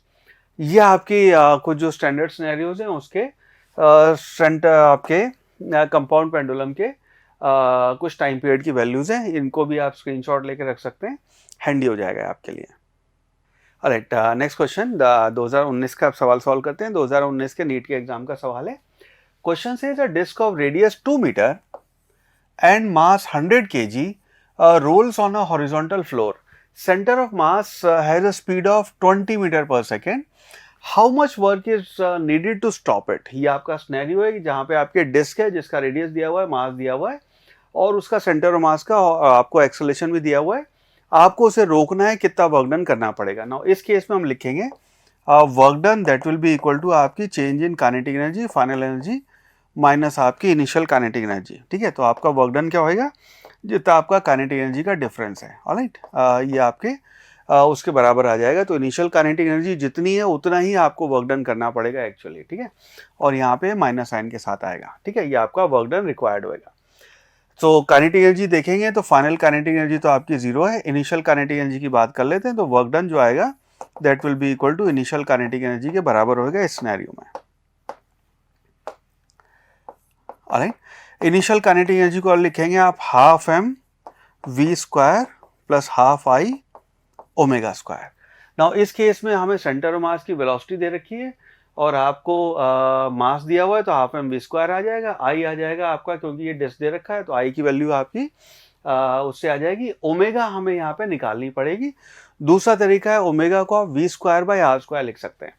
सो इसकी वैल्यू आ जाएगी half M we square plus half I को आप लिख देंगे, क्योंकि डिस्क है आप इसको लिख देंगे एम आर स्क्वायर बाय 2, ये आपकी डिस्क की वैल्यू हो जाएगी, मल्टीप्लाइड बाय ओमेगा स्क्वायर को आप लिख दें v square by are square. ना इससे आर स्क्वायर कैंसिल हो जाएगा, सो ये वैल्यू हो गई half M we square plus आगे आपका ये आपका बन जाएगा 1/4 एम वी स्क्वायर। ठीक है, और इनको ऐड करके हाफ और ये वो ऐड करके ये बन जाएगा आपका 3/4 एम वी स्क्वायर। ना एम की वैल्यू पता है हमें, वी की वैल्यू पता है, ऐड करके आपका आंसर आ जाएगा। तो वर्क डन जो होएगा that will be equal to 3 divide by 4 multiplied by m, m अपने को दिया हुआ 100 kilogram, multiplied by v, v की वैल्यू अपने को दी हुई 20, सो 20 का स्क्वायर। नाउ इसको जब आप सॉल्व करेंगे सो ये वैल्यू होगी 3 मल्टीप्लाइड बाय ये बनेगा आपका 400 मल्टीप्लाइड बाय 100 डिवाइडेड बाय 4। तो इसको जब आप सॉल्व करेंगे 4 कैंसिल होके ये आ गया 3 multiplied by 10 to the power 4, इतने जूल का वर्क डन चाहिए होगा आपको। सो बेस्ड ऑन दिस हम ये कह सकते हैं ये अपनी जो वैल्यू आ जाएगी work done, this will come out to be 30 kilo joule. Hence option C would be our final right answer.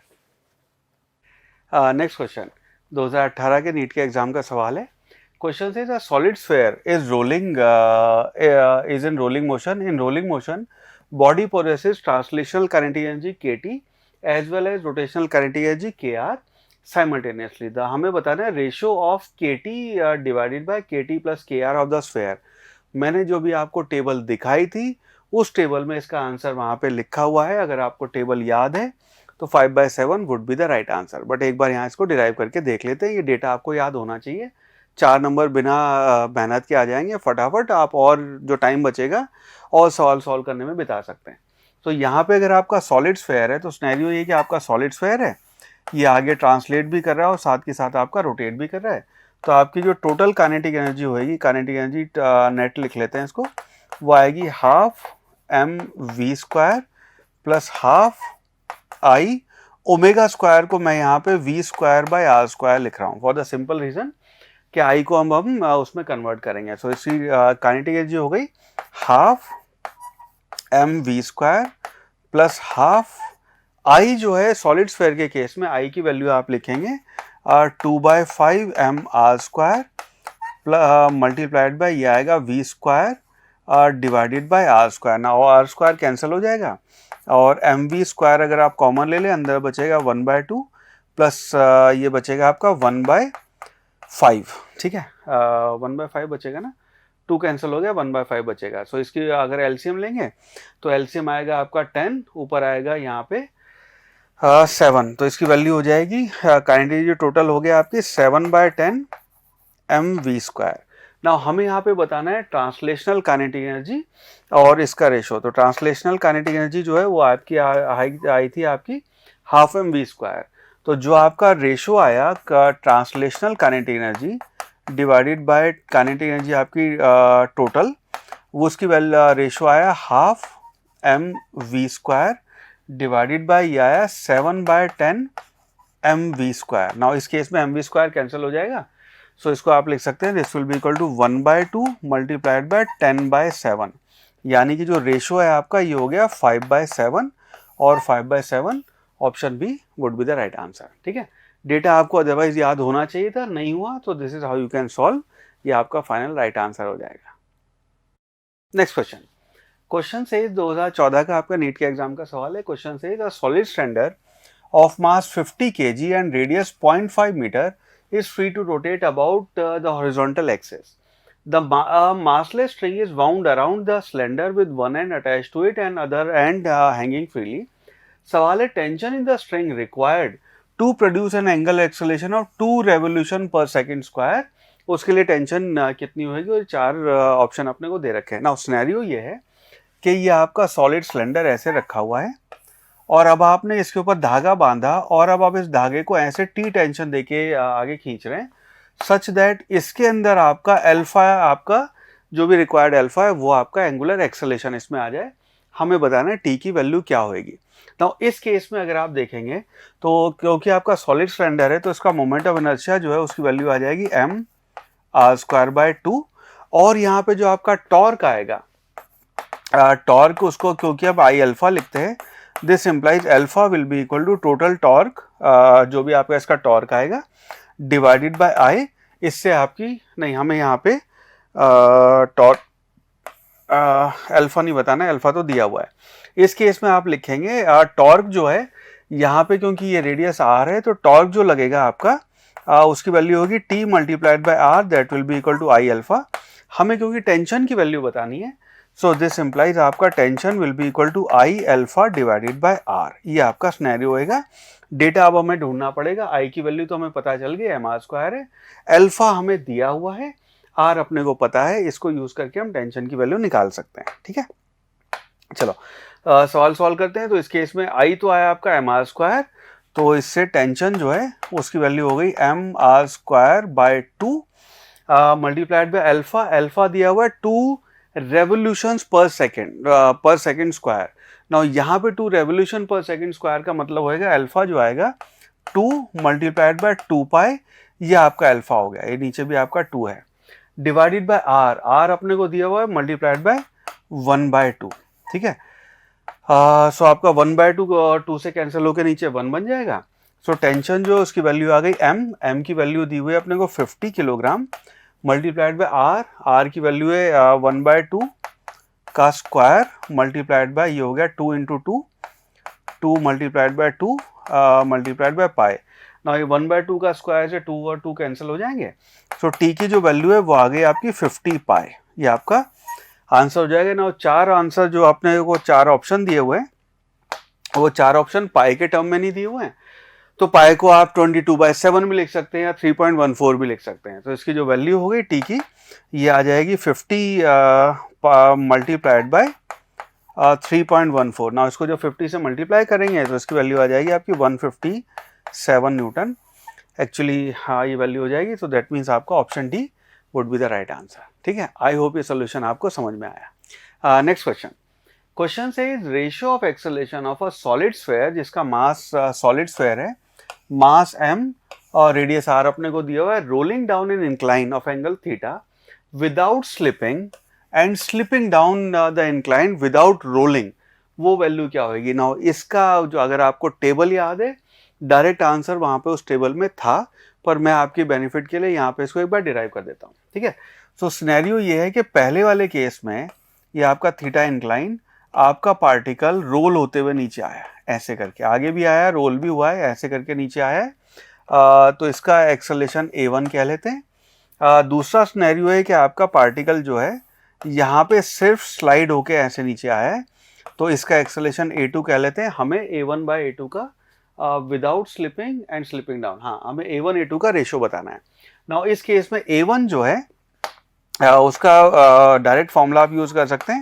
a1 will be equal to g sine theta divided by 1 plus I divided by m are square. ठीक है, इसकी value हो जाएगी आपकी g sine theta divided by 1 plus, क्योंकि आपका solid sphere है यहाँ पे सॉलिड स्फीयर, तो उसका आई जो होता है वो 2/5 एम आर स्क्वायर होएगा, तो ये बचा 2/5 m are square divided by m are square. M are square cancel हो जाएगा, ये बचा 2/5 प्लस 1, यानी कि नीचे आपका हो जाएगा, ये बचा नीचे बचेगा आपका 7/5। सो इसकी जो वैल्यू है a1 वो आ गया 5/7 g साइन थीटा, ये आपकी 5/7 इसकी वैल्यू आ गई। नाउ a2 जो है क्योंकि ट्रांसलेट होके आ रहा है सिर्फ, इसकी वैल्यू होगी g साइन थीटा। इन दोनों का अगर आप रेशो लेंगे a1 डिवाइडेड बाय a2, तो अगर आप a1 डिवाइडेड बाय a2 का रेशो लेंगे that will be equal to 5/7, ये आपकी वैल्यू होगी। हेंस आपको option a 5/7 would be the right answer. चलो अगला सवाल करते हैं। 2013 के आपके नीट के एग्जाम का सवाल है। Question says a rod PQ जिसका मास अपने को कैपिटल M दिया हुआ है, लेंथ उसकी L है, is hinge at a point P। आपने यहाँ पे उसको ऐसे हिंज कर रखा है। The rod is kept horizontal by a massless string tied to point Q as shown in the figure. Now when string is cut, आपने इस वाली स्ट्रिंग को यहाँ पे कट कर दिया है। हमें बताना initial angular acceleration of the rod क्या होएगा। हमें देखो इस सिनेरियो में क्या होएगा, यहाँ पे सेंटर ऑफ मास पे आपका एक फोर्स लगेगा mg, और इस वक्त देखेंगे तो आपका जो हिंज है और ये वाली जो टेंशन है उन दोनों ने mg को बैलेंस किया हुआ है। अब जैसे ही आप इसको कट करेंगे उसके बाद ये रॉड आपकी ऐसे रोटेट करेगी। तो जब आपकी रॉड रोटेट करेगी, रोटेट करने वाला टॉर्क जो होगा वो mg का टॉर्क होएगा, और वो आपका टॉर्क जो है वो आपका एक्सेलरेशन, आपका एंगुलर एक्सेलरेशन प्रोड्यूस करेगा। तो इस केस में आप लिखेंगे टॉर्क, जो आपका टॉर्क आएगा वो होएगा mg मल्टीप्लाइड बाय mg की जो लोकेशन है इस हिंज पॉइंट के अबाउट आप टॉर्क लिख रहे हैं, उसकी वैल्यू हो जाएगी L/2। नाउ इस टॉर्क को आप ऑल्सो लिखेंगे, जो टॉर्क है this will be equal to, एक और आपको ये पता है टॉर्क को हम लिखते हैं आई अल्फा। तो यहाँ पे आई अल्फा लिखेंगे तो ये आपकी रॉड इस पॉइंट के अबाउट रोटेट कर रही है। इस पॉइंट के अबाउट आपका अगर एक एंड पे रॉड आपकी रोटेट करे तो उसका आई आता है ml²/3। इसको आप इक्वेट कर देंगे ml²/3 मल्टीप्लाइड बाय अल्फा। ठीक है, अब इन दोनों को यूज करके आपकी अल्फा की वैल्यू आ जाएगी। So alpha will be equal to, ये आपका आ जाएगा m से m कैंसिल हुआ, ये हो गया GL डिवाइडेड बाय 2, आप इसको कैंसिल कर रहे हैं, डिवाइडेड बाय L², और ऊपर 3 आ गया, तो विच इम्प्लाइज अल्फा जो है उसकी वैल्यू हो गई 3/2 G/L। सो ये आपकी वैल्यू आ जाएगी, विच मीन्स आपका ऑप्शन बी जो है 3/2 G/L that would be the final right answer. Alright, 2013 का नीट के एग्जाम का सवाल है। Question says a small object of uniform density rolls up a curved surface with an initial velocity v. It reaches up to a maximum height of, ये दिया हुआ आपने को 3v square by 4g with respect to initial position। हमें बताना है वो object क्या होगा ना। अच्छा सवाल है। सिनेरियो ये है कि ये आपका इस तरह का करके कोई कर्व्ड सरफेस है और एक आपका ऑब्जेक्ट यहाँ पे ऐसे करके रोटेट भी कर रहा है और ट्रांसलेट भी किया। ये यहाँ पे ऊपर इनिशियल इसका let's say moment of inertia I है, इसका मास m है, इनिशियल वेलोसिटी v है, यहाँ पे अपने को दिया हुआ है। और ये जब इसके ऊपर गया यहाँ पे तो it manages to reach a certain height. इस हाइट की वैल्यू अपने को दी हुई है, ये 3v स्क्वायर बाय 4g है। ये यहाँ तक रीच कर पाता है। हमें बताना है ये ऑब्जेक्ट क्या है। एक्चुअली इसका मोमेंट ऑफ इनर्शिया से हम पहचानेंगे ऑब्जेक्ट क्या है। नाउ इस केस में हम करेंगे क्योंकि यहाँ पे work done by external force 0 है, work done by non conservative 0 है और यहाँ पे वर्क डन बाय आपका सूडो फोर्स 0, तो आप एनर्जी यहाँ पे कंजर्व कर सकते हैं। तो initial energy will be equal to final energy. So यहाँ पे आप लिख सकते हैं कि initial energy will be equal to आपकी फाइनल एनर्जी। नाउ इस केस में क्योंकि आपका हम ये भी कर सकते हैं कि सारी काइनेटिक एनर्जी क्योंकि आपकी पोटेंशियल एनर्जी में उसका कन्वर्जन हो गया, तो हम ये लिख सकते हैं loss in kinetic energy will be equal to gain in potential energy. तो आपकी जितनी काइनेटिक एनर्जी है सबको पोटेंशियल के बराबर कर सकते हैं यहाँ पे। तो इनिशियल काइनेटिक एनर्जी उसको आप लिखेंगे हाफ mv स्क्वायर, ये तो आपकी है ट्रांसलेशनल काइनेटिक एनर्जी, प्लस उसके साथ लिखेंगे half I omega square will be equal to mgh। ये आपकी सारी काइनेटिक एनर्जी पोटेंशियल में कन्वर्ट हो गई। नाउ इस केस में आपने को जो डेटा दिया हुआ है इसको आप लिख सकते हैं half mv square plus half I की वैल्यू हमें पता नहीं है, I ही हमें पता करना है। ओमेगा स्क्वायर को आप लिख सकते हैं v square divided by r square will be equal to mgh की वैल्यू है उसको आपने लिख दिया 3v square divided bye 4g। हाँ, इससे अब पूरी इक्वेशन को देखें तो v स्क्वायर को हम कैंसिल कर सकते हैं। ठीक है, ये आपका यहाँ से कैंसिल हो जाएगा और इसको उधर ले जाते हैं तो ये आपकी जो टर्म बची ये बचा half I by r square. इसको ये टर्म बची half I divided by r square, ये आपकी ये वाली टर्म बची, इसको उधर ले जाएंगे। This will be equal to यहाँ पे आपका g कैंसिल हो जाएगा, v स्क्वायर हमने उड़ा ही दिया है। सो ये बचा 3/4m, हाँ 3/4m माइनस ये उधर जाएगा, ये बचेगा आपका 1/2m। तो 3/4 में से आप अगर 1/2 माइनस करेंगे तो आपका 1/4 बचता है। सो आपकी इक्वेशन बन गई half I by r square is equal to 1/4m। 2r square से उधर मल्टीप्लाई कर दें which implies I will be equal to, ये हो जाए आपका 2m r square divide by 4, यानी कि जो I है उसकी फाइनल वैल्यू आ गई m r स्क्वायर बाय 2, ये आपकी वैल्यू हो गई। नाउ बेस्ड ऑन दिस अब हमें पता होना चाहिए कि ये मोमेंट ऑफ इनर्शिया एक्चुअली किस चीज का मोमेंट ऑफ इनर्शिया है, स्टैंडर्ड रिजल्ट। सो इसके बेसिस पे हम कह सकते हैं कि mr स्क्वायर बाय 2 ये आपका होता है मोमेंट ऑफ इनर्शिया डिस्क का। ठीक है, सो बेस्ड ऑन दिस हम कह सकते हैं कि आपका ऑब्जेक्ट जो है वो डिस्क है, hence option B would be the right answer. I hope ये सारे सवाल और ये सारे कॉन्सेप्ट्स आपको समझ में आए and I wish you all the best.